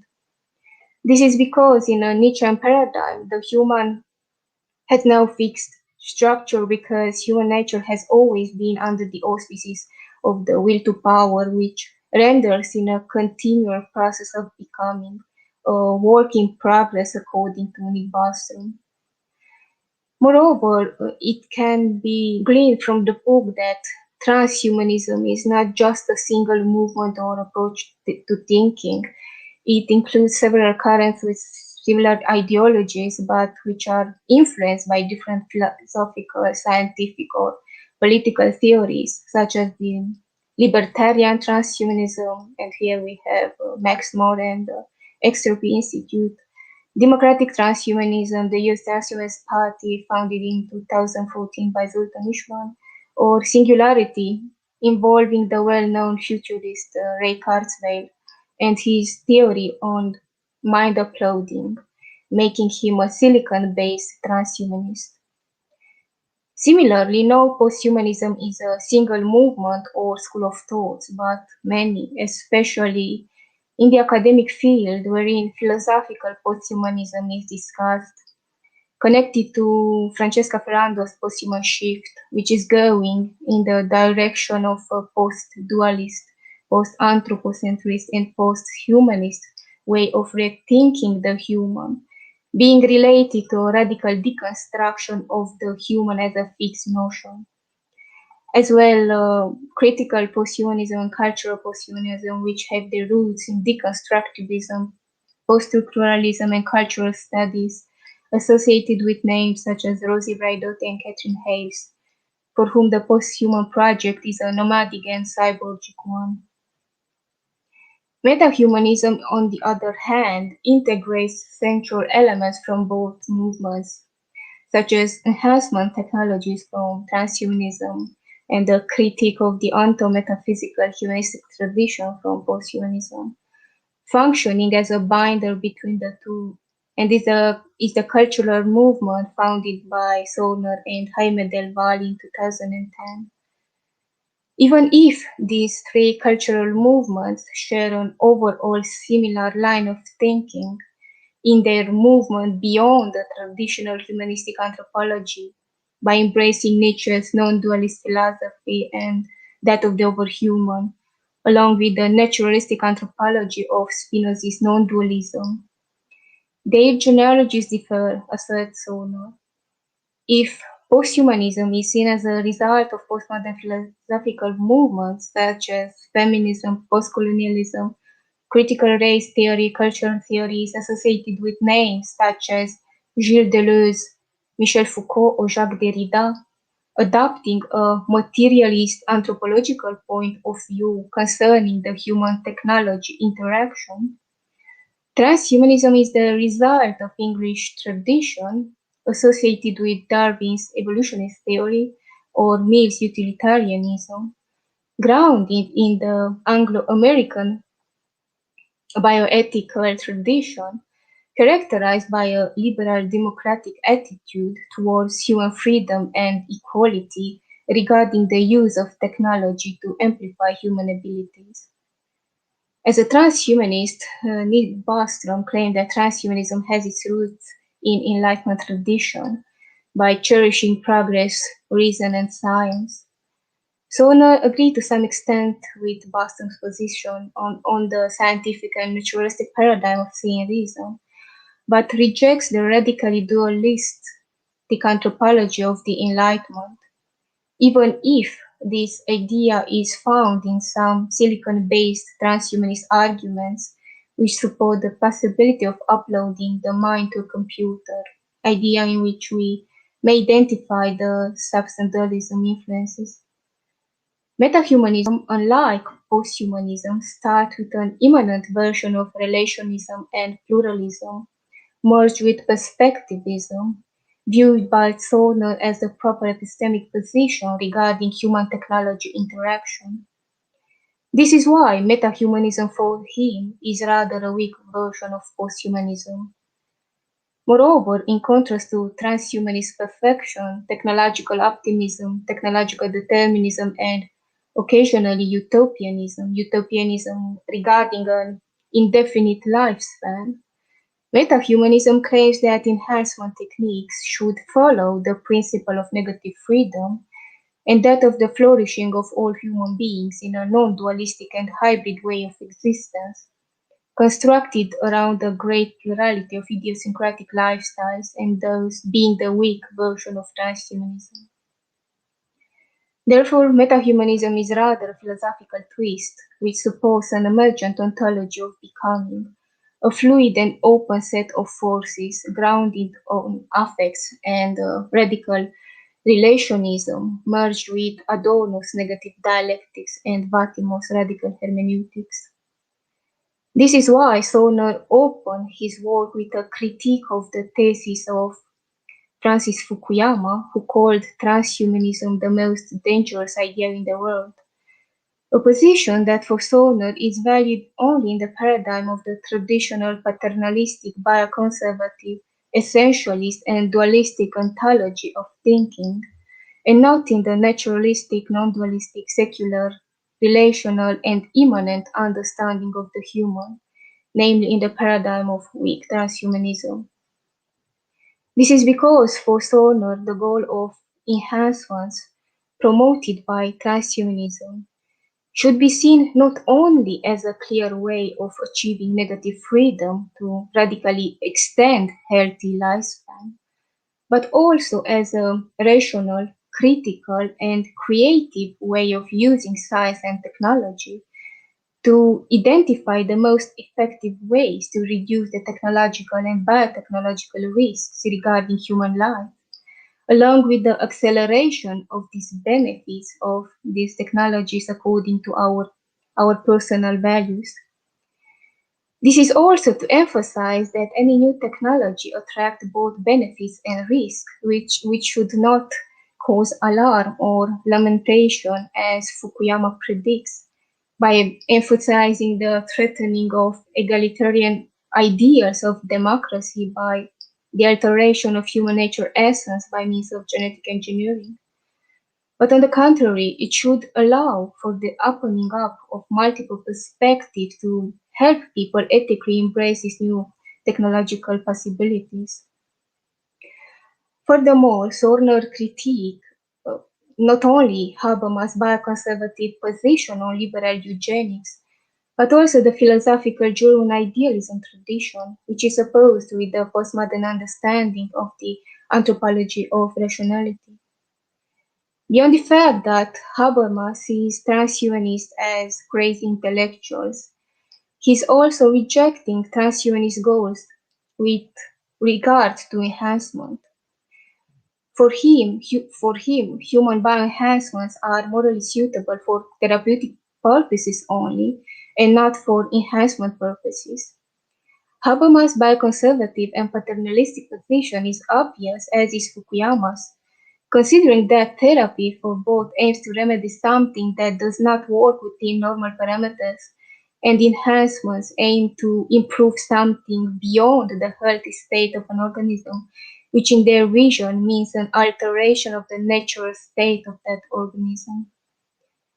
The topic being addressed here is the moral incompatibility of education and parent-determined genetic modification, an incompatibility supported by Habermas. Supporting Bostrom's arguments in favor of child genetic enhancements, Sorgner asserted that there is no such incompatibility as Habermas claims because both of them are a type of enhancement. Thus, the alteration of the genetic makeup and traditional education for Sorgner should not be perceived as antagonistic, but rather convergent, because both procedures are built on parental decisions regarding a child's well-being and development during the phase in which the child has no discernment to decide for themselves, and both practices are as well reversible and irreversible. In these terms, both classical education and genetic enhancements are linked to Nietzsche's overhuman paradigm of thinking, even if for Nietzsche, education plays a central role in human self-overcoming, an aspect that does not exclude, in Sorgner's view, genetic enhancements. Also, bioliberal thinkers such as Julian Savulescu support the notion that therapy and enhancements should not be viewed as incompatible because people should have the liberty to choose technologies and other tools to improve their lives for their own interest, and as is the case of genetic enhancement. But even if Sorgner agrees with many of Savulescu's theories connected to genetic engineering, he disagrees with Savulescu's Renaissance paternalistic ideals with regard to direct moral enhancement, seen in terms of a common sense ideal of morality as a universally valid concept of the good, because such a position, according to Sorgner, is going against the radical non-universal plurality of the good found at the basis of his weak transhumanism. This is why, for Sorgner, a Nietzschean and a Kantian approach of achieving moral enhancement is viable, wherein a cognitive enhancement is preferred because this can indirectly enhance morality and plurality outside of any universal moral norms. The scenario of a triple biological parenthood via biotechnological procedures emphasizes that the natural laws, which underpin many universal moral principles and values in current human societies, and here Sorgner is giving an example with regard to the traditional definition of the family based on dualistic heterosexual reproduction, should be Sorry, I will. So, since the time is getting short for discussion, if you could wrap it up so we can bring Stefan so we can discuss. 2 sentences. Okay, thank you. Okay,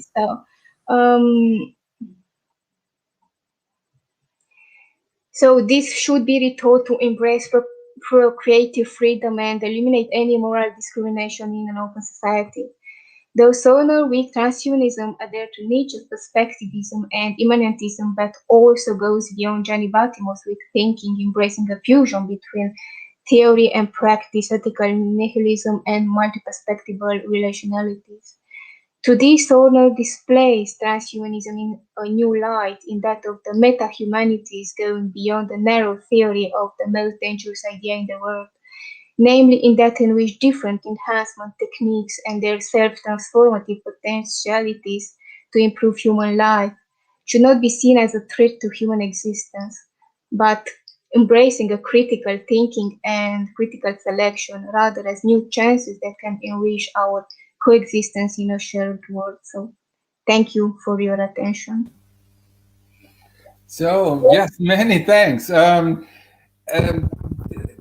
I'm wondering sort of where the conflicts come from sometimes between critical post-humanist, transhumanist, and for example, with the goal of, in particular, when it comes to issues concerning gender and sexuality, they're both on the same side. Sort of in the transhumanist, on the one hand, there's a decision one should have the right to use technologies to change the biological sex according to the biological bodily makeup according to one's own self-understanding, and on the critical post-humanist side, it's more of a functioning on an interpretative, on an intellectual way of rethinking our self-understanding and the meaning of it. But in both cases, it's an aim of pledge for plurality, and sometimes sort of the way these two movements engage, there is more whenever the issue comes up with biotechnological changes of the body or using biotechnology, for example, as you said earlier, to have like children with three genetic parents, then there's a very coming up from the critical post-humanists, on the other hand, saying, well, but then that's too closely connected to the big tech industries. Aren't they just making money out of that? Where's the financial interest being connected to, rather than seeing the possibility of what can actually be done in the interest of the people? And here, and the same applies actually to discourses, and that was a presentation which was given by Leo Igwe. Hopefully he'll make it later on in half an hour. And he gave a presentation as a keynote speaker at the Beyond Humanism conference in Lille, and he basically said, no, it is we in Nigeria, we also want to use the new technology. We also want to benefit from the latest technologies in the hospitals. And he described a personal case where one of his close relatives was affected by a serious illness, and then it was taken to the hospital, and he didn't get the treatment Leo knew or he would have received in Europe. He spent some time in Germany, so in Germany, in a German hospital, and so he said, no, we want to benefit from the health issues, and then in the audience there was a reply, well, but if you have like all the big biotech companies entering and providing these services, isn't there a risk of destroying the local cultures, the Nigerian cultures? Isn't there the risk of the biotech industry taking over and financially exploiting the regions? And that it is not so much about the destruction of the culture. It's about us also wanting the possibility, us Nigerians also wanting to have the possibility of benefiting from the health advantage. And he replied sort of the worry of the culture being destroyed by the global culture of a type of neo-colonialism, which comes along with the big tech industry. He says, well, that local culture which gets destroyed, that's being presented to you by novelists from Nigeria who studied in the Sorbonne and Oxford and who write for you, but no one here in Nigeria is actually reading their novels. They write for you as the Western audience.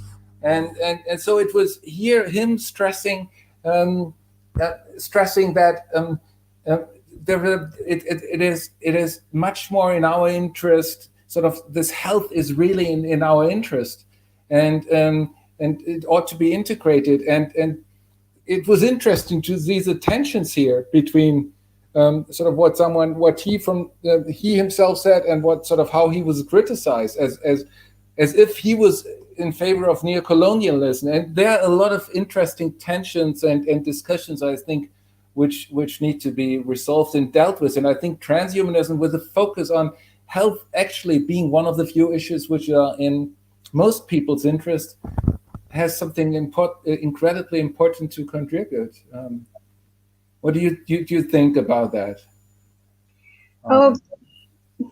I agree with you and with your position, but I'm not seeing such much tension between critical posthumanism and transhumanism, because critical posthumanism shares somewhat the same goals as transhumanism regarding healthy life, people's well-being, but maybe in this direction, you know,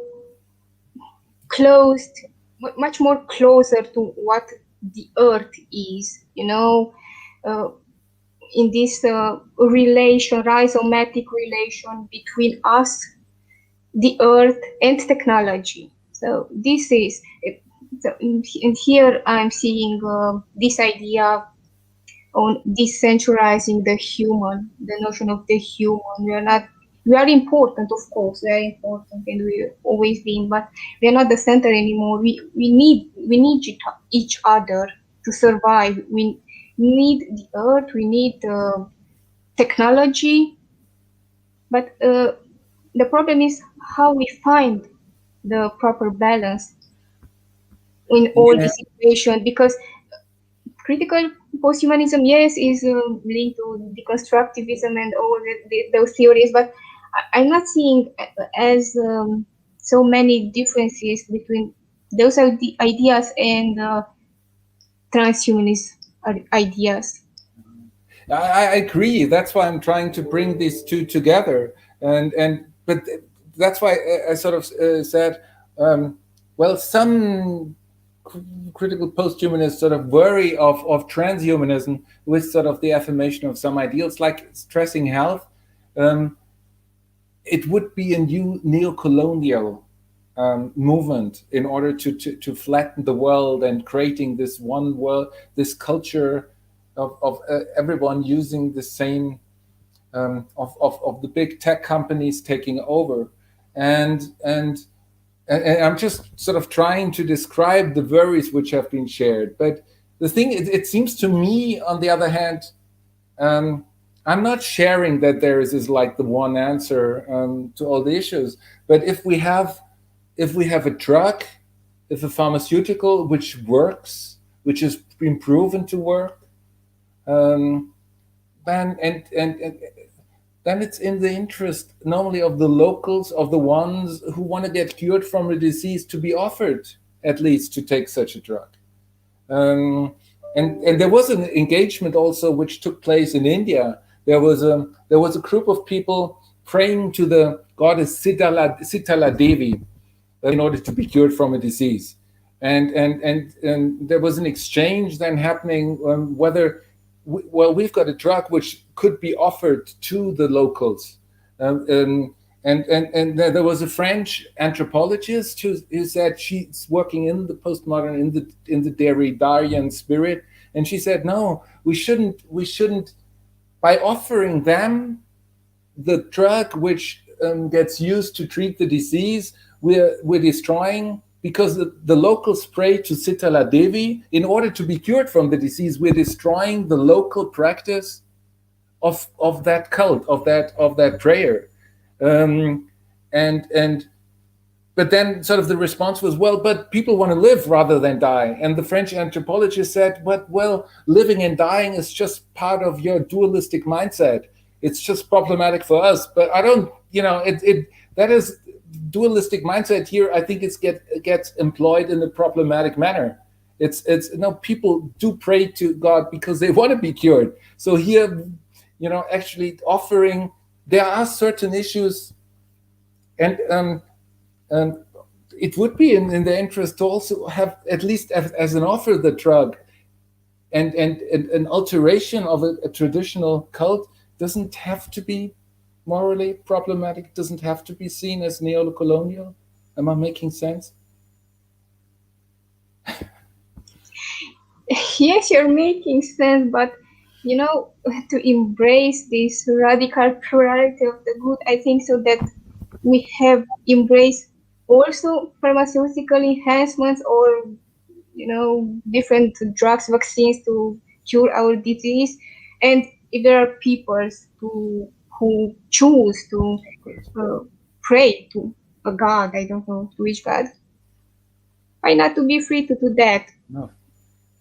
So This is my opinion. Okay. No, this is where the really fascinating issues arise, and I think, yeah, many thanks, Aura. Many thanks. Thanks both of you for the discussion. We will be moving on with our next guest speaker. Okay, so our next guest speaker is Professor Bogdan Popoveniuc. He is the head of the Doctoral School of Social and Human Sciences and director of the Center for Research in Applied Ethics at the Stefan Mare University in Suceava, Romania. He's also licensed in psychology field, in which he's currently undergoing a PhD focus on moral psychology. He teaches courses in psychology, philosophical, cultural, and political anthropology, critical thinking, and ethics and academic integrity. He has authored 2 books and 2 undergraduate courses and published more than 100 scientific articles, most from an interdisciplinary and transdisciplinary perspective in the areas of psychology, anthropology, and philosophy. His present research interest is in the philosophy and psychology of technology, focusing on the problem of technological singularity, moral development, competence, and personality. Okay, so Bogdan, you have the floor. Yes, thank you, Andrei, for this long presentation. It was not necessary at all, but thank you anyway. Hi, Stefan. I want to say when I was invited by Stefan to participate in this discussion, I was wondering how can I be useful, because I didn't deal with transhumanism in particular, only tangential, through my interest in ethics of technological progress. Therefore, I try to place myself as an ordinary mirror mind and put in the place of a passionate, open-minded reader to see why transhumanism is at the same time attractive and frightening, both within and outside the philosophical and academic cycle. So I will limit myself to highlight those aspects that I found to be commonly, the common mentality would definitely react. In the first place is the relation between transhumanism and posthumanism. I will not resume what Stefan Sorgner so convincingly and clearly presented in his book on transhumanism about the differences between transhumanism and posthumanism. Nevertheless, I will stress on one of the main advantages of transhumanism, which, as it will become clearer in the following, it can be also seen as a true transhumanism Achilles' heels. It is the fact that the transhumanism is about what it is not yet and never be, about what it is in becoming. In this way, transhumanists can afford to promise the heaven, breaking all the bounds, but at the same time, eluding the burden of describing, establishing what the human would or should be, as posthumanists must do. I will limit my discussion to 3 topics that I found very attractive and convincingly presented, but at the same time sensitive and challenging, and potentially triggering people fear and tendency to reject transhumanism. These are the technological progress, the moral psychology progress, and the political ideology issues as they appear in transhumanist philosophy. First, transhumanism and technological progress. Transhumanism is based on the implicit premise that humans emerge from evolutionary process and could die out if the ongoing adaptation to ever-changing environment condition is unsuccessful.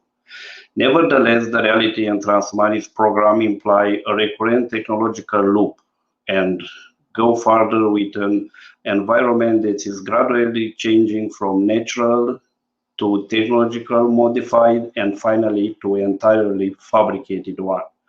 Therefore, the logical path of transhumanist way means that in the future, the adaptation to environment will be changing into creation of the environment, and adaptation will be to an already technological fabricated one. At the same time, the transhumanist program easily frightens people because it pushes them to jump in an unpredictable future of technological progress, or better said, of a technological evolution. Not that the future can be predicted, but transhumanists dare people to assume this unpredictability of the future by active participation in unforeseeable development brought by technological use of enhancement. Humans are afraid of unknown, not to say about provoking it. What Sorgner's book made very clear is the fact that we modern humans are already transhumanized in a weaker sense. We are cyborg or quasi-cyborgs, being partially prosthetic beings, techno-enhanced even by wearing glasses, clothes, taking treatments, using plate and knife, living one life as Florin noticed, and so on. But the future place of evolution will be most probably utterly different from the naturalist past evolution. It will not be an evolution in the nature by the means of technological achievement or the triumph of human techniques and technology over, although still in nature, but an evolution into natural world. Therefore, the question to be answered should be about how we can evolve in a technological modified world, and it is a step further than Stigler epiphylogenetic evolution. The version of weak transhumanism proposed by Sorgner is so natural and convincing precisely because it is provisional breaching the state between human and post-human about a world which is becoming into being, either we want it or not. Sorgner's description of transhumanism as meta-humanism, both over and in the middle character, and of the transhumanist with sufficient intellectual flexibility and even affective attractiveness. However, it left the feeling that the duty to depict the parts that lays in front of us is not necessary, and this can be felt as somehow deceptive. At the same time, it is a transhumanism is a programmatic philosophy. From here, the duty to cover solely the ethical dimension of what it will be in order to counteract the ethical fear of no moral world of the future.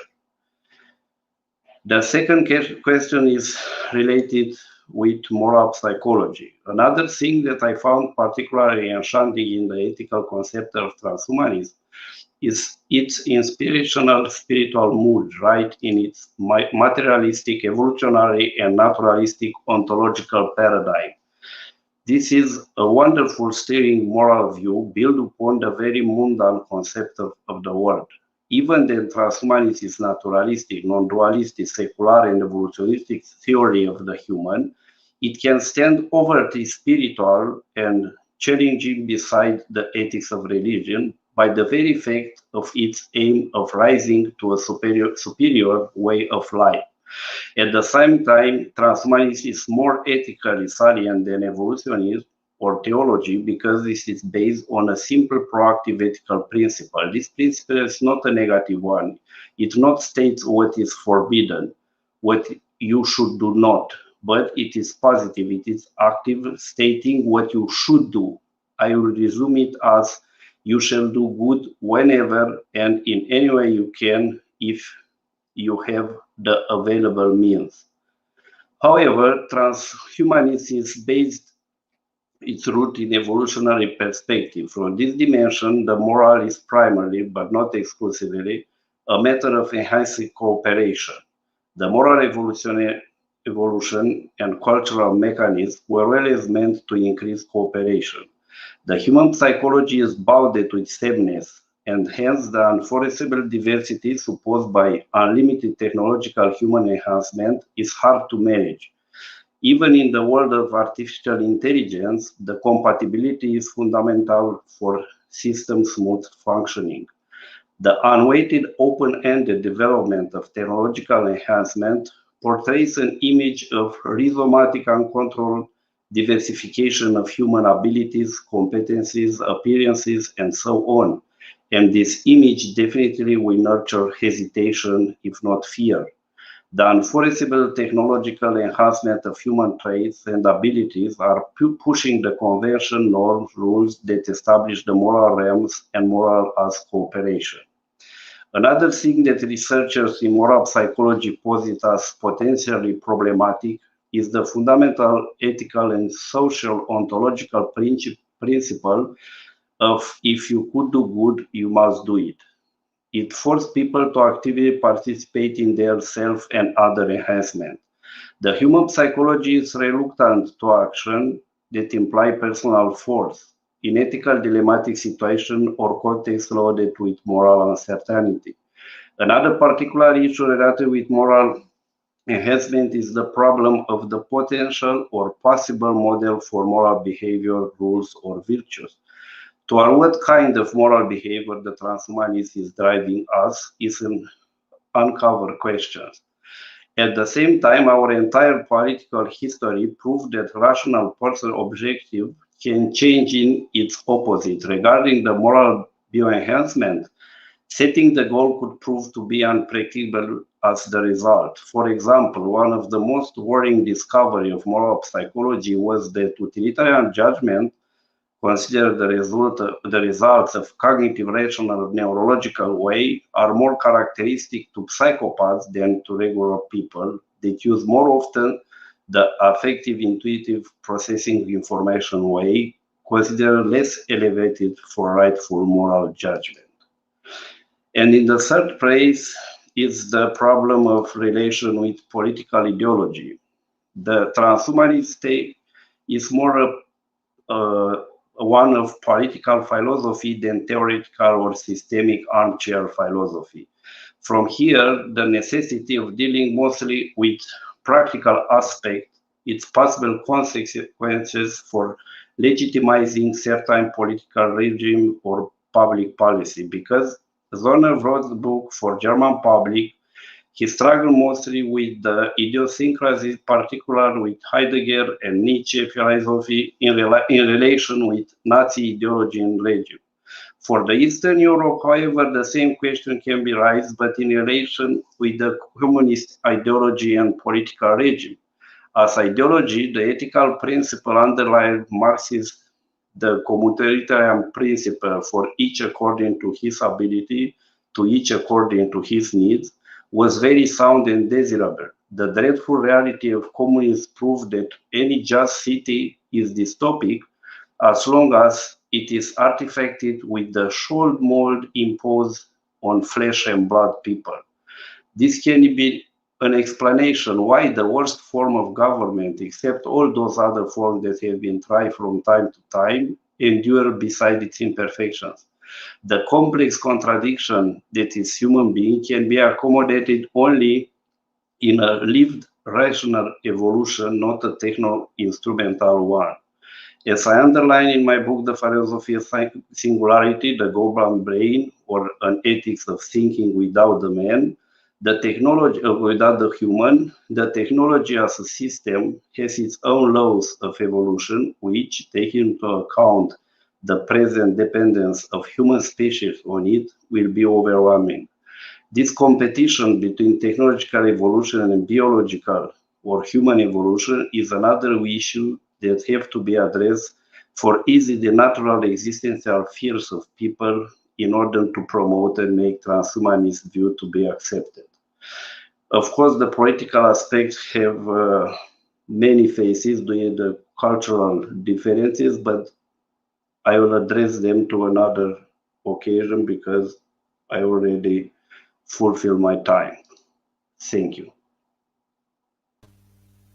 No, great that you in particular mentioned sort of the particular background of Eastern European cultural background, and obviously, and you're right in the way I particularly stressed, or I particularly took into consideration in the book on transhumanism, sort of that specific German background with its history and of the so-called Third Reich, with its particular history of, eugenics as a notion, with Nietzsche, Heidegger as part of the cultural context, with now human dignity being the central context, and I think when we address ethical issues, it is because we've removed sort of the universal answers of all that issues, always the specific context of the cultural, temporal location needs to be taken into consideration. And but because of that specific, and I, for example, with it materialistic banding in Eastern Europe, isn't transhumanist thinking actually something which actually finds quite a lot of resonance among many scholars in Romania as well? That's what I at least gathered from my exchanges and from my visits to Romania in the past. Yeah, yes, in the scholars medium, yes, in academia, but not on general public. And the difference is huge, especially because I think you have the chance to interact with people from humanistic or social realms, because even in the other part of the academia, the mentality is similar. There is an opposition to the new, to the different. Romania is very conservative. And that is related. I mean, for example, my first visit to Romania was in Suceava, and Viorel, your colleague, has organized it, and it has been organizing on a regular basis conferences dedicated to the impact of emerging technologies. And he manages to bring together really some of the leading voices in the field, and so I've seen that openness and embrace of the most challenging thoughts here, and before that has been taken seriously in the appropriate manner in many other places in Germany, for example. Yes, but Viorel is most like a unicorn. You'll not find too many like him here in Romania. Maybe 1, 2, or 3 in every university, but not too much. No, it's an impression. I'm glad you have this impression about Romania academia and the Romania mentality, but the basic reality, the grass reality is very, very different. Did you think so? Was it before the breaking together of the Eastern Union? Was there a return to religious ways of thinking, which hasn't been there maybe in the 1980s or so? Would you say? Partially, I believe so. Yes, it was a return to religion, but I think the religion's mentality is somehow amputated by this 50 years of communism. I think maybe the people were more willing to think they believe, but the communists rise many of true believers, and what I notice is more sort of formal, more religiosity than spirituality related with religions.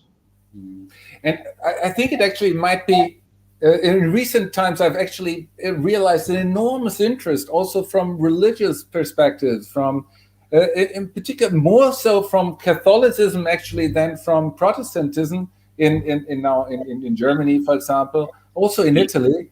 Yes, but this is not the case for the Orthodoxy. Not Orthodox. No. Just to give a short description, because they've had an enormous interest in transhumanism. I was invited to the Catholics Day, which takes place every 3-5 years. I don't know, a major gathering in Germany of Catholics, and I was given the chance to discuss it with a professor of the Catholic theology, and a doctor. He also got a doctorate in biology. And we had a massive. The room was filled. There were 100 people waiting in front because they felt the need to discuss. And actually, a friend of mine is a professor of Catholic theology in Germany at the University of Bochum, and he's also a transhumanist. And he's stressing he's one of the. He doesn't represent the majority, but there's a way of showing that there doesn't have to be the conflict between a monotheistic thinking and a transhumanist approaches. Traditionally, it might have been the result of evolutionary humanist, secular humanist way of thinking, might have been or has been the origin of transhumanist thinking. But for example, when I was confronted, when I was part of this Catholics Day event, I regularly stressed. So I made references to the Bible. I for example, stressed there is a parable of the talents.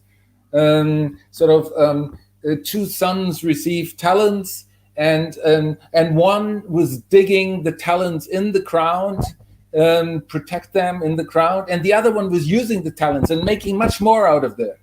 And afterwards, it was the son was rewarded who took the talents and used the talents to make something more out of that.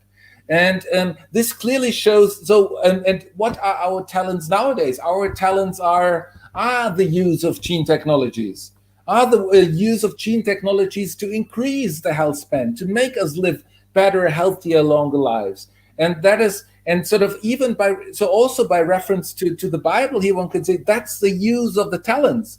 And when you read the Bible, you can also see, well, there are many people have been, not only Methuselah, but others who are 120 years old, and nowadays the average life expectancy is about 80 years. So even by reference to the Bible, you could say, well, there's still a 40 years gap. It is in tune with the Christian spirit to also use the technologies to make our lives healthier, longer, and even to enhance, to go beyond the 80 years towards 120 years often mentioned in the Bible. So sort of the tension, which are often highlighted, do not have to be necessary ones.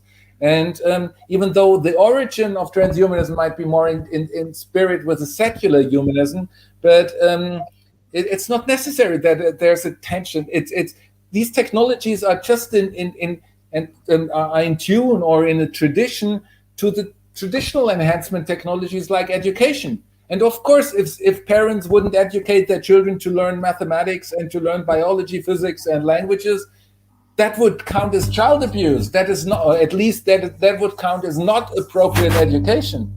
And once you realize sort of that continuation, I think it could be also made. Many people could be made aware that even some of their religious hindrances concerning the embrace of these technologies do not have to be necessary ones. Do you see what I mean? Yeah. Of course, because I am totally agree. From my perspective, the different realms of human culture, either is philosophy, religion, engineering, and so on, they can conclude, because all are the products of human mind, and all are have the same roots in thing. But somehow the people are encapsulated them in a bubble and say the things must be only seen in this way. And I saw this is so for an engineer, could be for a priest, or even for a philosopher, or for a literal person who said, no, we have to say only the art is the true soul of the people, and so on. As we can enclose ourselves in any of this branch of culture and lose the thing that all are the products of our minds. And in general, I guess it must be noted that there is a cultural difference, even just between Europe and Eastern Asia, as well as Europe and the United States. And I remember an event in I think, where was it, in Taiwan? I think it was in Taiwan. And one of the youngest participants, the youngest invited participants, was a 15-year-old boy. And he was invited to give a presentation there. And like that was an event dedicated for undergraduate students at the National Taiwan University, the best institution in Taipei. And he was like 5-6 years younger than the organizers, or than the ones for whom it was. And he played around when, he lived in sort of Silicon Valley, and he was with the 15 years, he was part of a group of biohackers who played around with genome editing, with CRISPR-Cas9. And it's amazing. I mean, he played around with yeast and managed to change yeast into lactose. And so lactose as a basis to create cheese. So it's a proper cheese based on lactose. He called the product, you can find it on the internet as well, he called the product real vegan cheese. So he actually managed to create vegan cheese on the basis of a genetic editing of the yeast. So no milk from a cow was needed. Which, if no milk is inside, that is a proper product which is suitable for vegans. And he actually realized that, as with 15 years playing around as a biohacker, and the responses was in Eastern Asia, in Taiwan, was the people said, "Wow, that's a wonderful achievement. What you made, what you realized, that is absolutely amazing. I want to have a picture. I want to take a picture with you. Come on, let me." And they wanted to, and they also took into consideration it's a financial aspect. No, that's a multi-million-dollar business. You can really turn this into something special. So people in general were very proactive, very affirmative, very open to the possibilities, and the young boy making it. When I mentioned the same story in a German context, and Germany is extremely bioconservative, actually. The response from the audience was normally, I'm the young boy, he's risking the future of humanity. He's playing around with our genes. That might lead to human extinction. That's really, he didn't have a youth. He should run around the Christmas tree with a tin drum and play the drum at home instead, and play rather than playing around with the gene. So everyone was expressing some concern of a lost childhood, of not being able to child and to play, and that like playing around with the genes could lead to human extinction. And so it really seems to be something, and I see similar reactions in various in particular, like continental Europe, not the UK, but in continental European countries.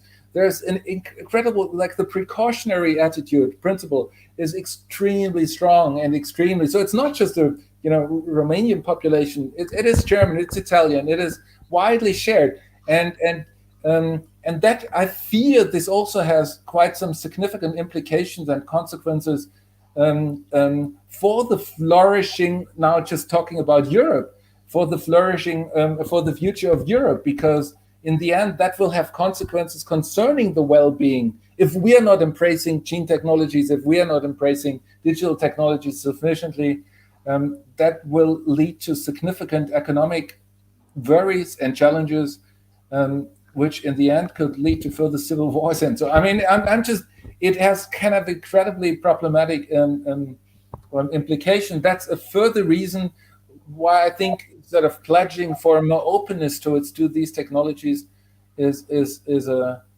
I think a very important feature which needs to be taken into consideration.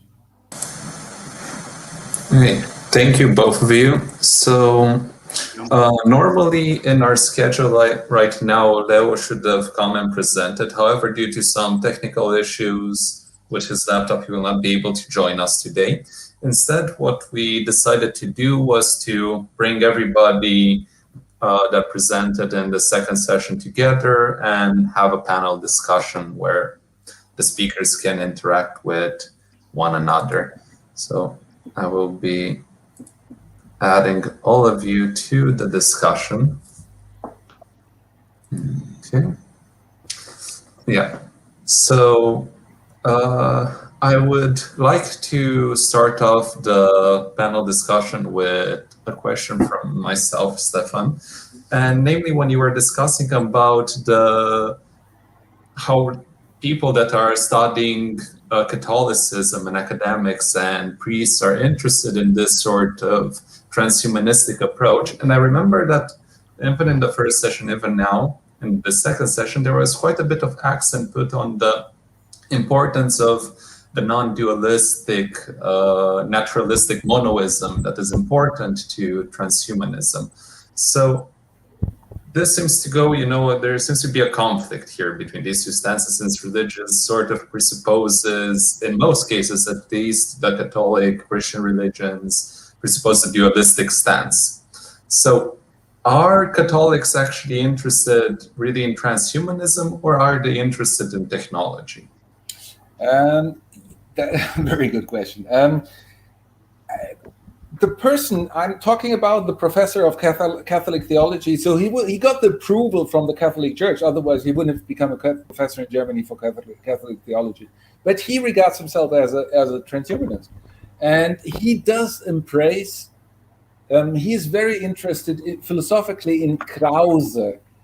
Krause is a pantheistic philosopher, sort of at the beginning of the 19th century. So it is. He used to be very popular in the 19th century. Nowadays, hardly anyone remembers him, I guess.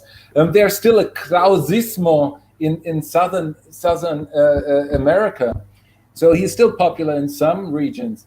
But so Krause embraces the panpsychistic understanding. And so he seems to be quite interested in that kind of approach towards Catholicism as well. I've had discussion with someone from the Jesuit University who is both a Catholic priest as well as a Buddhist. Then I was recently invited by Concilium, which is a major journal, so a Catholic journal, and they're a split of two, and then I realized there are like two groups of Catholic directions. There's one, sort of the one who's a natural law tradition, going back, Thomas Aquinas, and then there's another tradition like the progressive, the avant-garde tradition, and that belongs to the avant-garde tradition. And they also asked me to reflect upon the possibility of, monotheistic religions and transhumanism. And so here we can see, so that what is widely being identified, I guess, with Catholicism as being related to that natural law tradition, as being, Thomistic thinking. That is one aspect, which is still very strong. But even within Catholicism, it seems to me, not an expert, but it seems to me that there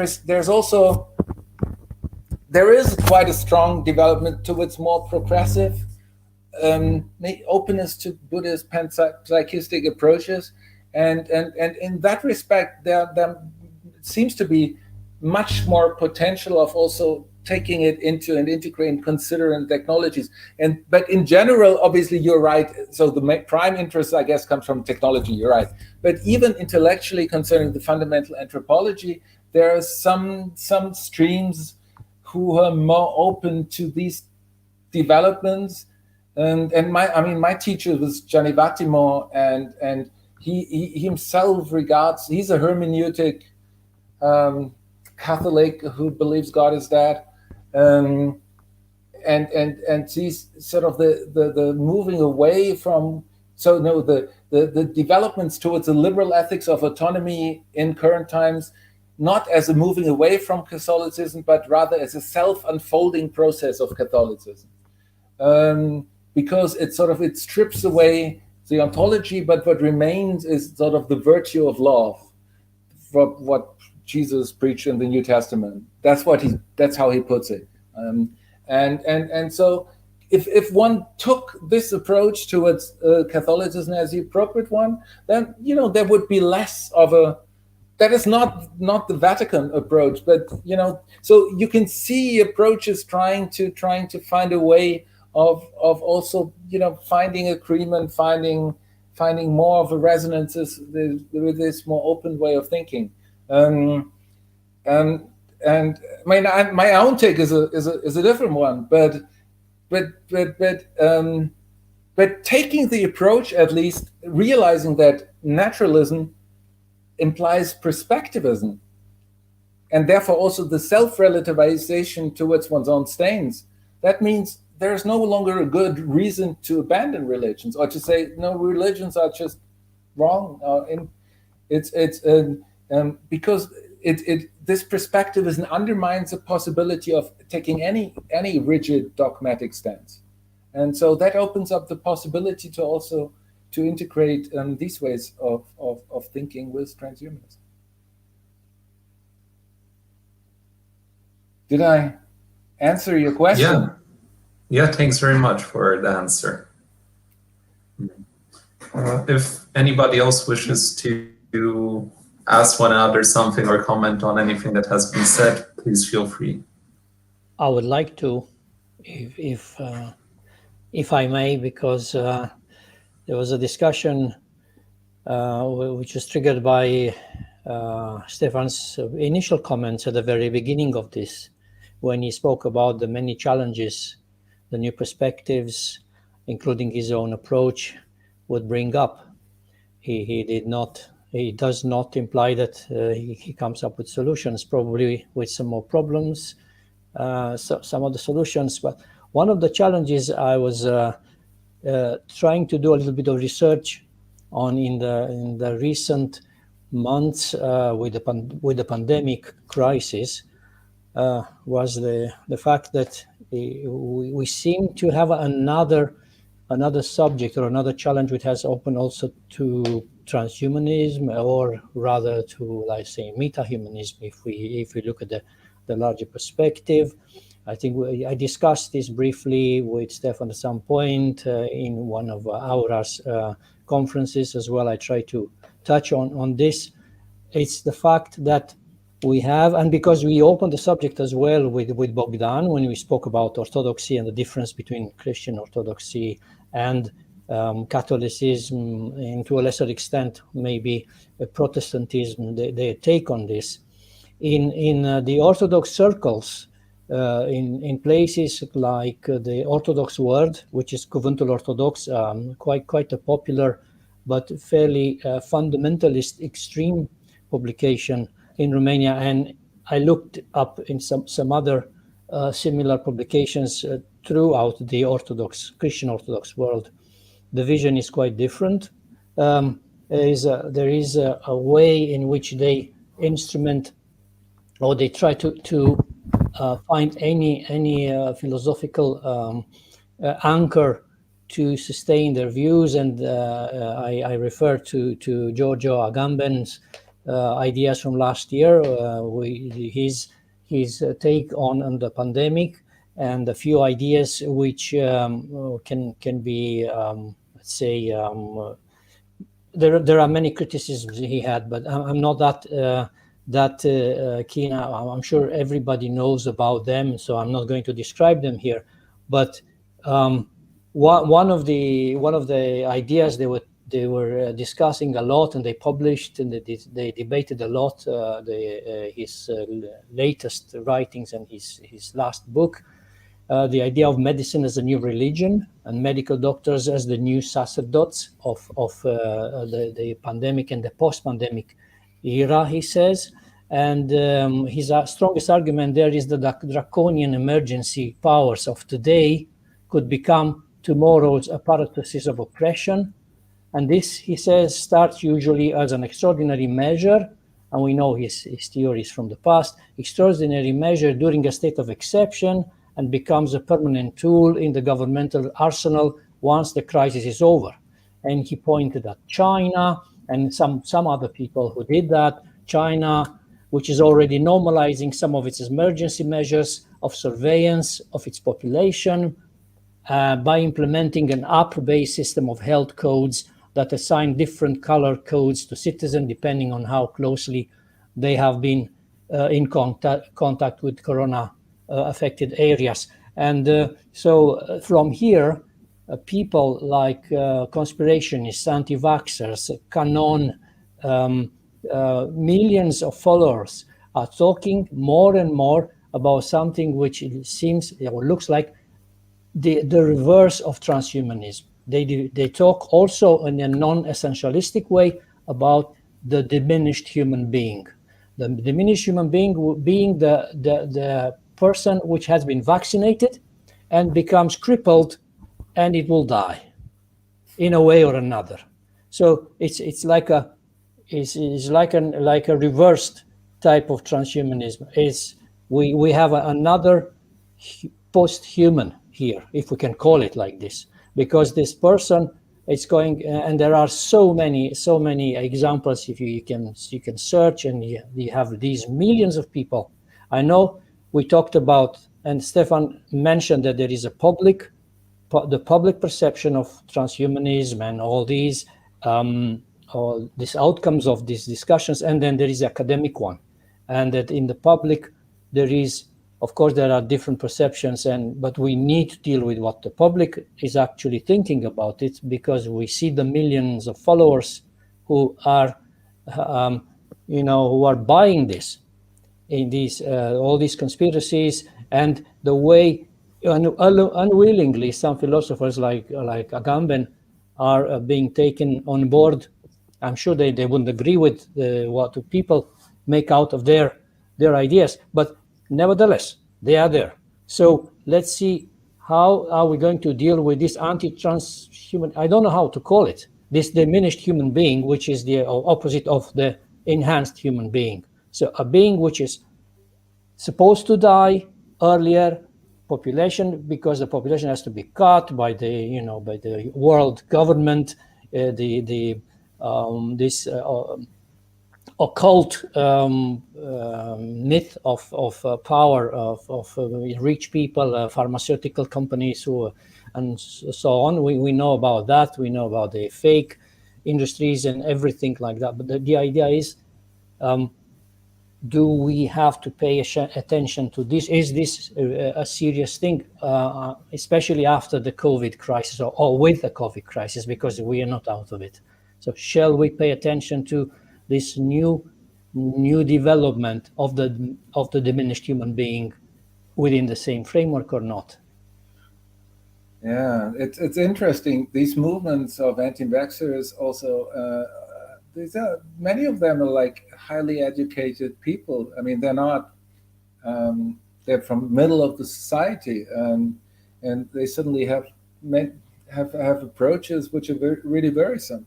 The best thing so there are various responses. The first thing is, I think one can often find performative self-contradictions in their actions, and that is a way, by engaging in a discourse, you can reveal the performative self-contradictions. By the way, there's a very concerning the sciences, but then once you inquire further, whether they use computers or whether they they take a flight, then it shows they have a lot of trust in sciences, because by just taking a flight, you expect not to, you expect to land, you expect to survive, and you must have enormous faith in the sciences, just by going on a plane. So maybe there are some. The sciences cannot provide you with a true answer into the very nature of the world, but they work. They are demonstrated to work, and they work for the most part, and they work for the most part that they are sufficiently reliable, and that we all rely on the impact of the medical inventions, natural sciences on a regular basis. And in this way, by engaging in discourse is one aspect of showing, of making people realize about the dissonances, cognitive dissonances, in their own ways of thinking and acting. So that's one aspect. Another aspect is related to the fear, and that's usually the case when it comes down maybe to their own economic worries, economic instabilities. Then people have when things are not going as they used to be, there's not everyone obviously, but there's a widely shared tendency that many people look for scapegoats, look for someone to blame, and who is to blame is always the others, the monsters, the ones who are different, the strangers, the refugees, asylum seekers, refugees, the sexually deviant, the different ones. They are the ones, the minorities. They are to be blamed. Once things are not going as expected, and that seems to be a widely shared tendency, and so but that's not normally not anything to do with anything which is well justified, but that is that simply reveals the importance also, and this is also being done by people of high, well-educated people. So so economic stability seems to be something which is extremely important. People are worried about and concerned with, and that's why when I present the ideas, I also always take into consideration the economic implications, that people don't want to be worse off than they used to be, because it's an important factor for many human lives, no? And many reflections when we don't seem to take that sufficiently into consideration. We want privacy, independent, we preserve privacy, we undermine any data storage. That has a consequence, sciences might not go, innovation might not go so well, policy making might not go so well. Do you really want to have all these implications? Are you ready to sacrifice your financial, your health well-being, what public health insurers have to offer? And if, as a consequence, if these are the consequences of not giving away your data, and so sort of the financial stability is an extraordinarily important factor, even though one might feel hyper-moral by taking a specific stance. One shouldn't take sort of the life-worldly elements or disrespect the life-worldly elements, like just the financial well-being. One must not neglect them either. No? We also have a question from the audience. Thank you for the interaction. And basically, it goes back a bit to dualism again. And it's in context with, if you can elaborate more on your criticism towards dualism, actually. Why are you critical of it? And it's not just the dualism bashing. Actually, it's much more dialectic in the movement. So it is a dualism bashing when it comes to fundamental ontological dualisms, the immaterial and the material, because that kind of dualism is highly problematic and has problematic implications because of the discriminatory structures it brings with it, because of the totalitarian implication. There's the truth concerning the good is valid for everyone. So if you want something different, then you are ill, then you're insane, then you need to be cured. And these are just some of the proclamations which go along with dualism. On the other hand, I'm not just a dualist basher, or I think dualist bashing solely is by affirming some certain structures. I call them contingent nodal points are important. That's why I think, it's quite good to have an ethics of fictive personhood, which would be a kind of stability which you create, even though it doesn't, it doesn't exist. It's just a fiction. But we live in fiction. Maybe we are all hypocritical. We need to create fictions in order to survive. Hypocritical goes back to the actor, to the mask of the actor.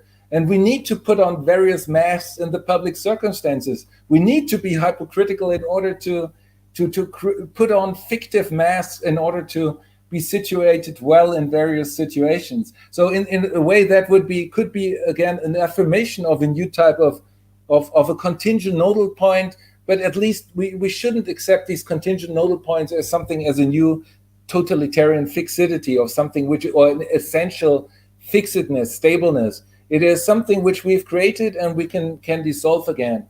But the dualism is related to this unchanging essentialist dualism because it has totalitarian implications, which we really need to, which are extremely dangerous and lead to a lot of violence and destroy the plurality of human flourishing. I'm curious actually about your take, Natasha. Natasha, you relate these reflections also to music and to heavy metal music. Maybe you can make a couple of statements on that. Sort of what your take, how that refers also to the meta-humanities and how that could be related. Don't forget about you're mute, Natasha. I was afraid that was going to happen at some point, that I was going to forget to turn it off. Primarily how I've thought about it so far is in terms of how in rock, heavy metal, but more to an extent more rock music, there is this notion of authenticity, like artistic creative authenticity, that is based very much on dualisms. For example, there's the notion of the kind of romantic guitar hero who's at the top of the stage.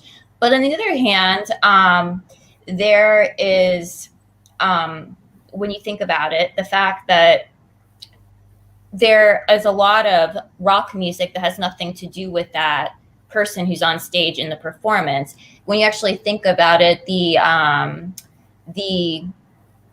essence of rock music as we know it in a contemporary sense is based in the recording studio. At least it has been throughout most of the 20th century. And now to a greater extent, now we're getting more involved with even artificial intelligence and more digital recording. So, or digital machines, that's good. Also, you can think of it in terms of gender, certainly. And yeah, I mean, there's a lot of different dualities that go into it. And what I'm most interested in actually with my own research is to think about musical subjectivity, especially now that rock music exists so much in social media, digital space, to think about subjectivity in a less individualized sense, and to think about more in kind of Rosie Bradotti's nomadic or polyvocal sense, in terms of how women in particular think about how they engage with music and how they create a musical identity based on not only their own experiences, but those of other women who are too, engaging in musical experience. Do you apply that also to like Rammstein, or are you interested in them, or? No, it's interesting that you mentioned that. The first time that I went to Europe about 15, 16 years ago, I lived in a flat with like 3 or 4 other Czech college students, and the constant Rammstein was playing almost the entire summer. I'm not as familiar with them, but are you a fan? I'm closely cooperating with a composer, Sven Helbig. He's a composer musician, but he is actually also been involved in all the latest recordings of Rammstein. He's closely cooperated with them, and he's also done wonderful stuff with the Pet Shop Boys on the Life of Touring for the Proms concert in the Royal Albert Hall, and I'm closely cooperating with him and reflecting on exactly these issues on posthuman ethics, aesthetics, and he is. And together with there's a rather resonance concerning such a meta-humanist approach, which he and I are sharing a lot of things in common, and sort of thinking in action, which seems to go which he seems to also go along with that Rammstein approach, or which he's sharing with them. So and there's, I think, a lot to be discovered in that field too. Yeah, that's sort of and Sven Helbig's music compositions are definitely, if you deal with posthuman art music, are worth checking out. He's just an amazing composer. Well, one last thing I would add is, I have looked up some of his work, but one last thing I was going to add about the dualities in rock music is that I feel like there's quite a bit of reticence, more so among rock music fans than perhaps heavy metal fans, in terms of this notion of betraying what real rock music is. And the more and more, I think, digital instrumentation that is put into that, the more it's seen as becoming pop music. So to a great extent, I think that there's a lot of cultural nostalgia that these types of forms of music are based upon. And but in reality, if you dig a little bit deeper, you see that that's not actually the case. It's more of a perception than what is really the core of a lot of the music. And that is a fascinating thing for me, sort of, for concerning, you know, the post-human in general, but transhumanism in particular, but also critical post-humanism, meta-humanism, obviously. Is sort of, it is part of a paradigm shift. It has implications. We talked today, not from music, over the future of education, meta-humanities. We talked about the implications of religion, how it relates to religion, how bioarts, we didn't talk so much, but it is an amazing implications. Concerning, obviously, you know, ethics is a big question. Concerning this innovation economics. So it's really something, politics, how to deal with data, innovation. It has application, it has consequences for the challenges which are relevant for all of us. And this is what, you know, this is what I find so fascinating, to find sort of a proper philosophical grasp concerning all the tricky challenges with which all of us are confronted, and none of us really knows, because we don't know what the future will bring and how our situation will be judged in 50 years' time. Maybe in 50 years' time they will say, "Oh, how can you deal with such an author? He's been eating meat. He was not a vegetarian. He must be a monster." You know, we don't know what the future will bring. So, and so this is what is so fascinating about the variety of post-human approaches. And I would be curious to hear from everyone sort of what's your personal fascination to deal with the post-human, critical post-human, and transhumanism as well. We are still reading Aristotle, although he accepted slavery. So I suppose there will be still some lenience towards the people who ate meat, who eat meat, I hope. Not that I'm one of them, but still, I tend to tolerate people who eat meat. So, Florin, if you sinned once in your life, you're gonna be remembered. We have a digital thing.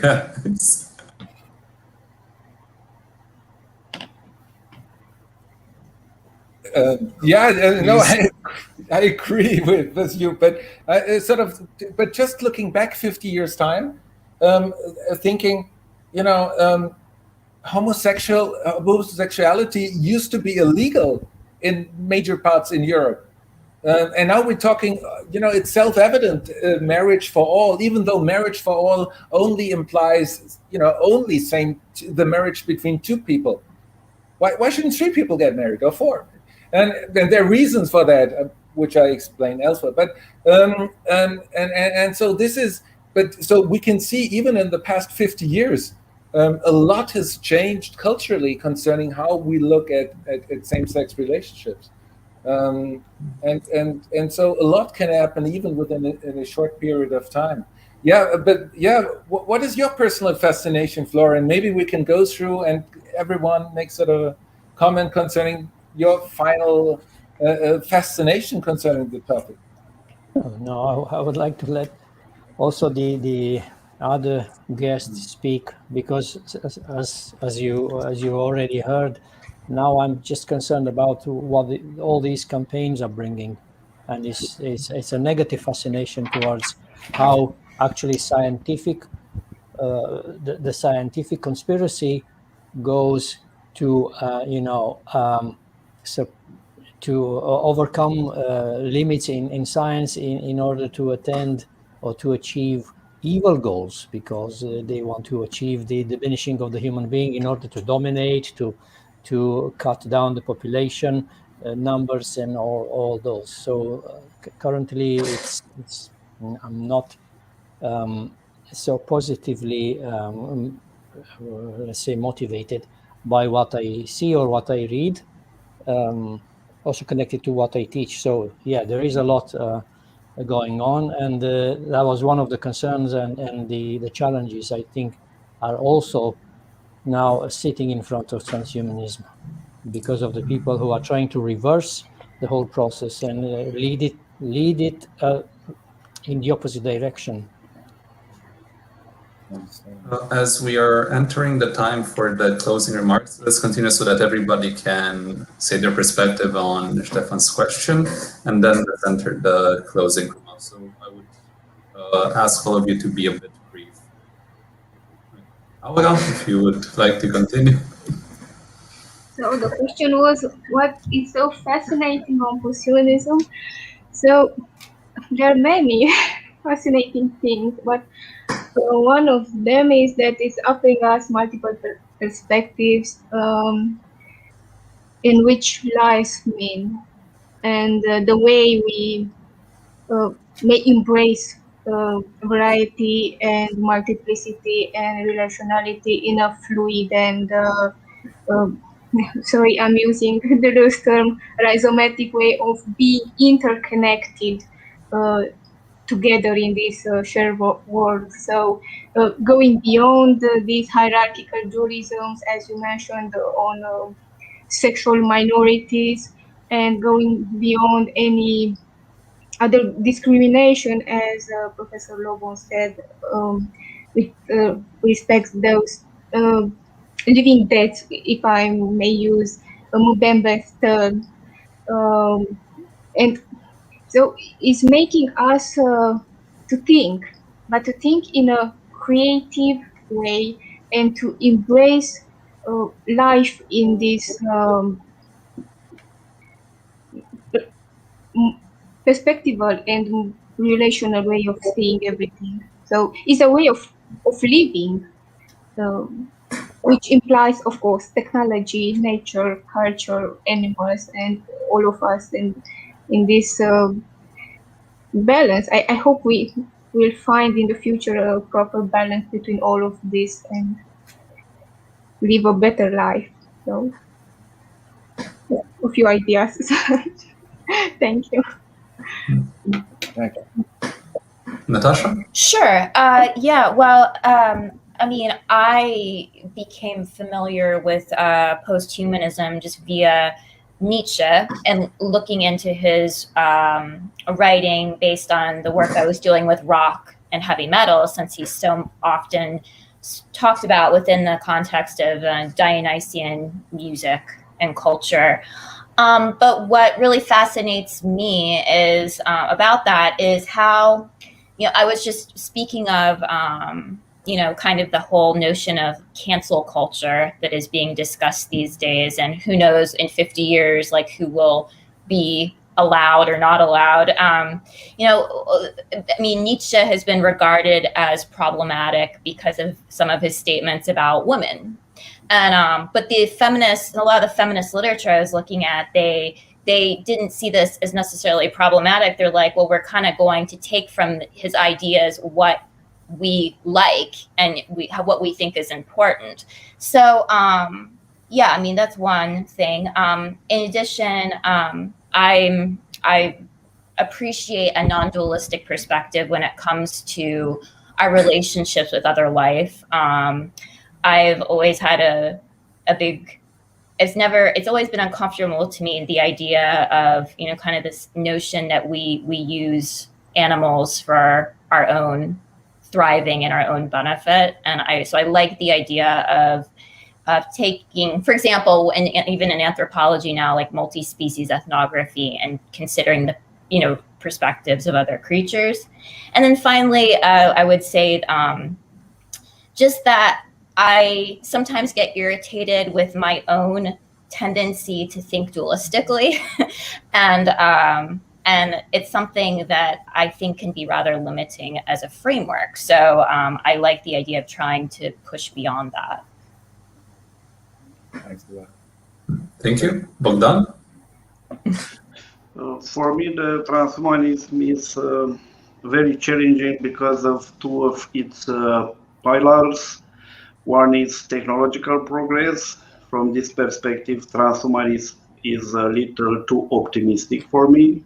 I am not so techno-optimist like transhumanism is. And the second is the new paradigm of ethical, although future-oriented. This is a sort of mentality that I found to be very useful, especially in environmental ethics, for example, where we are forced, if we don't want to destroy ourselves, to replace the old mentality that we inherit the earth from our ancestor or our parents. Instead, we borrow the earth from our children. So from this perspective, for me, transhumanism is a radical new paradigm that is future-oriented.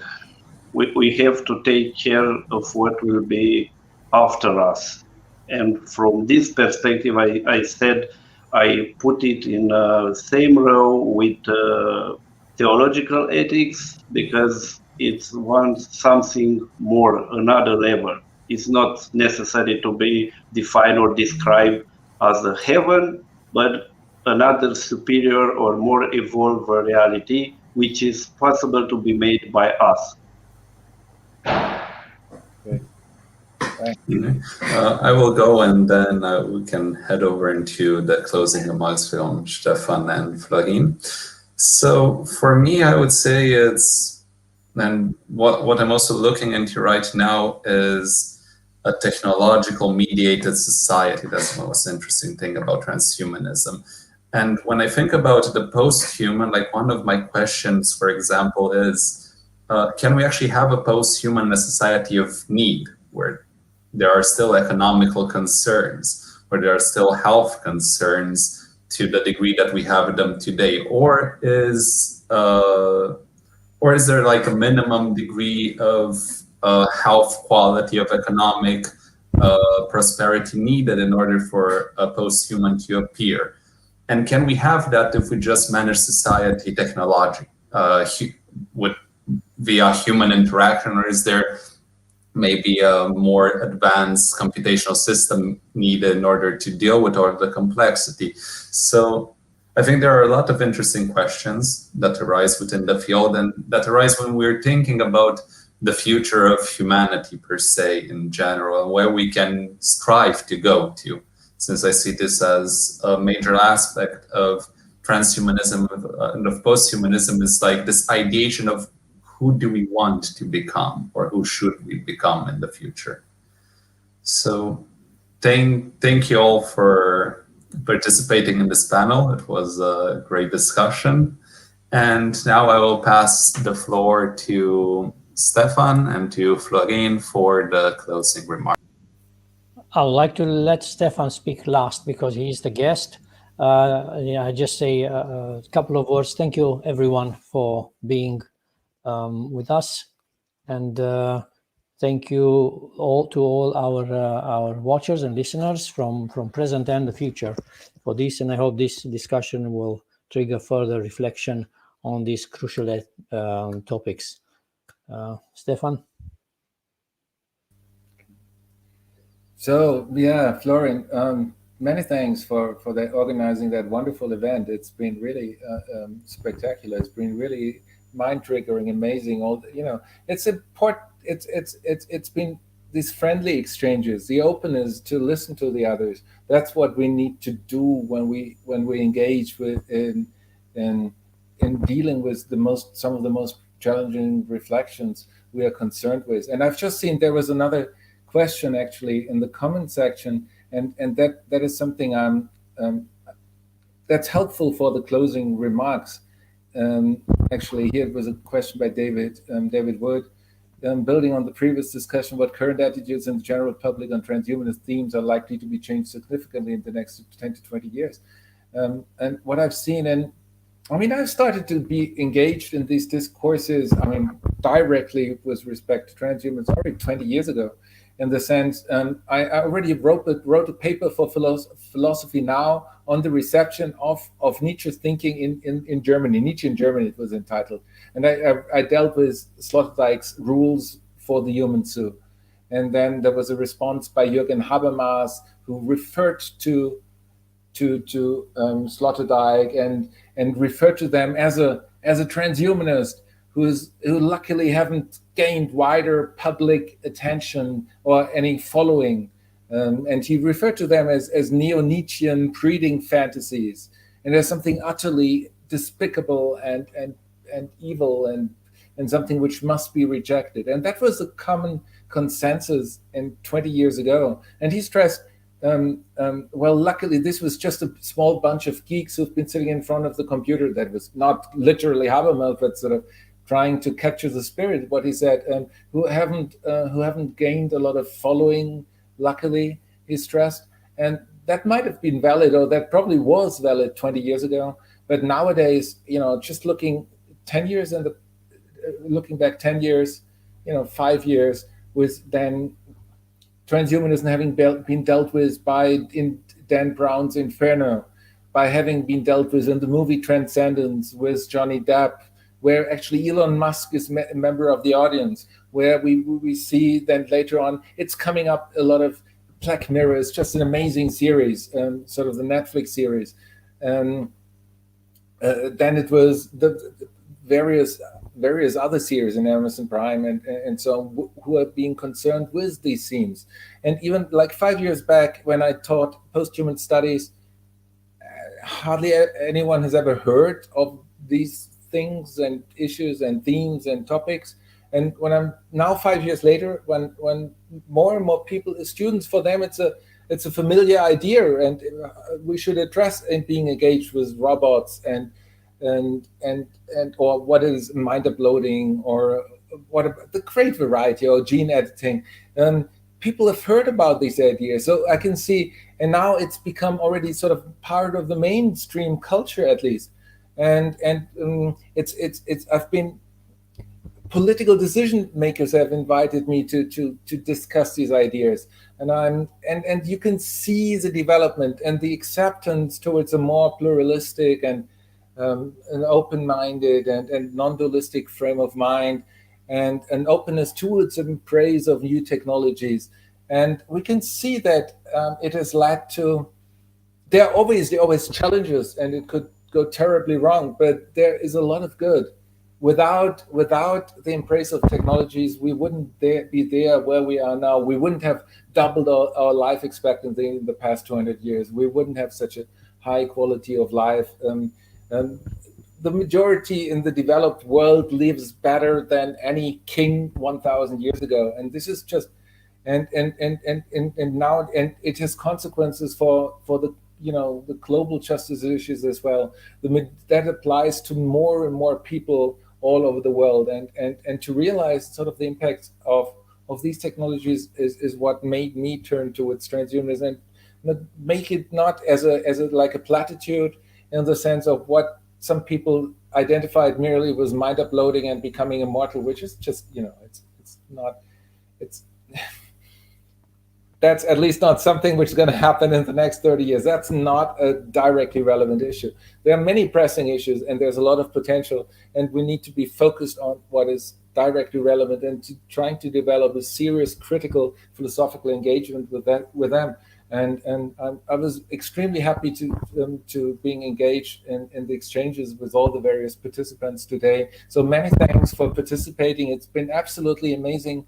Many thanks for Florin again for hosting that absolutely wonderful event. You're an amazing host, and I'm extremely looking forward to seeing you again in person, to be able to continue with all of these discussions, and and looking forward to all the further exchanges with all of you. So many thanks. Have Have a great evening now, and please stay in contact. Please add me on social media, or get in contact with me in some other manner. Andre. Okay, thank you, Stefan. The conversations that we had here today will continue to stay on YouTube on the Meta-Humanities channel. Please feel free to share them, to continue to engage in comments and conversation on this. I am sure people will be happy to get back to you if you have any sort of questions or comments. That would be it. Thank you for staying with us, for watching. Thanks, everybody. Have a good evening. Bye. Good night.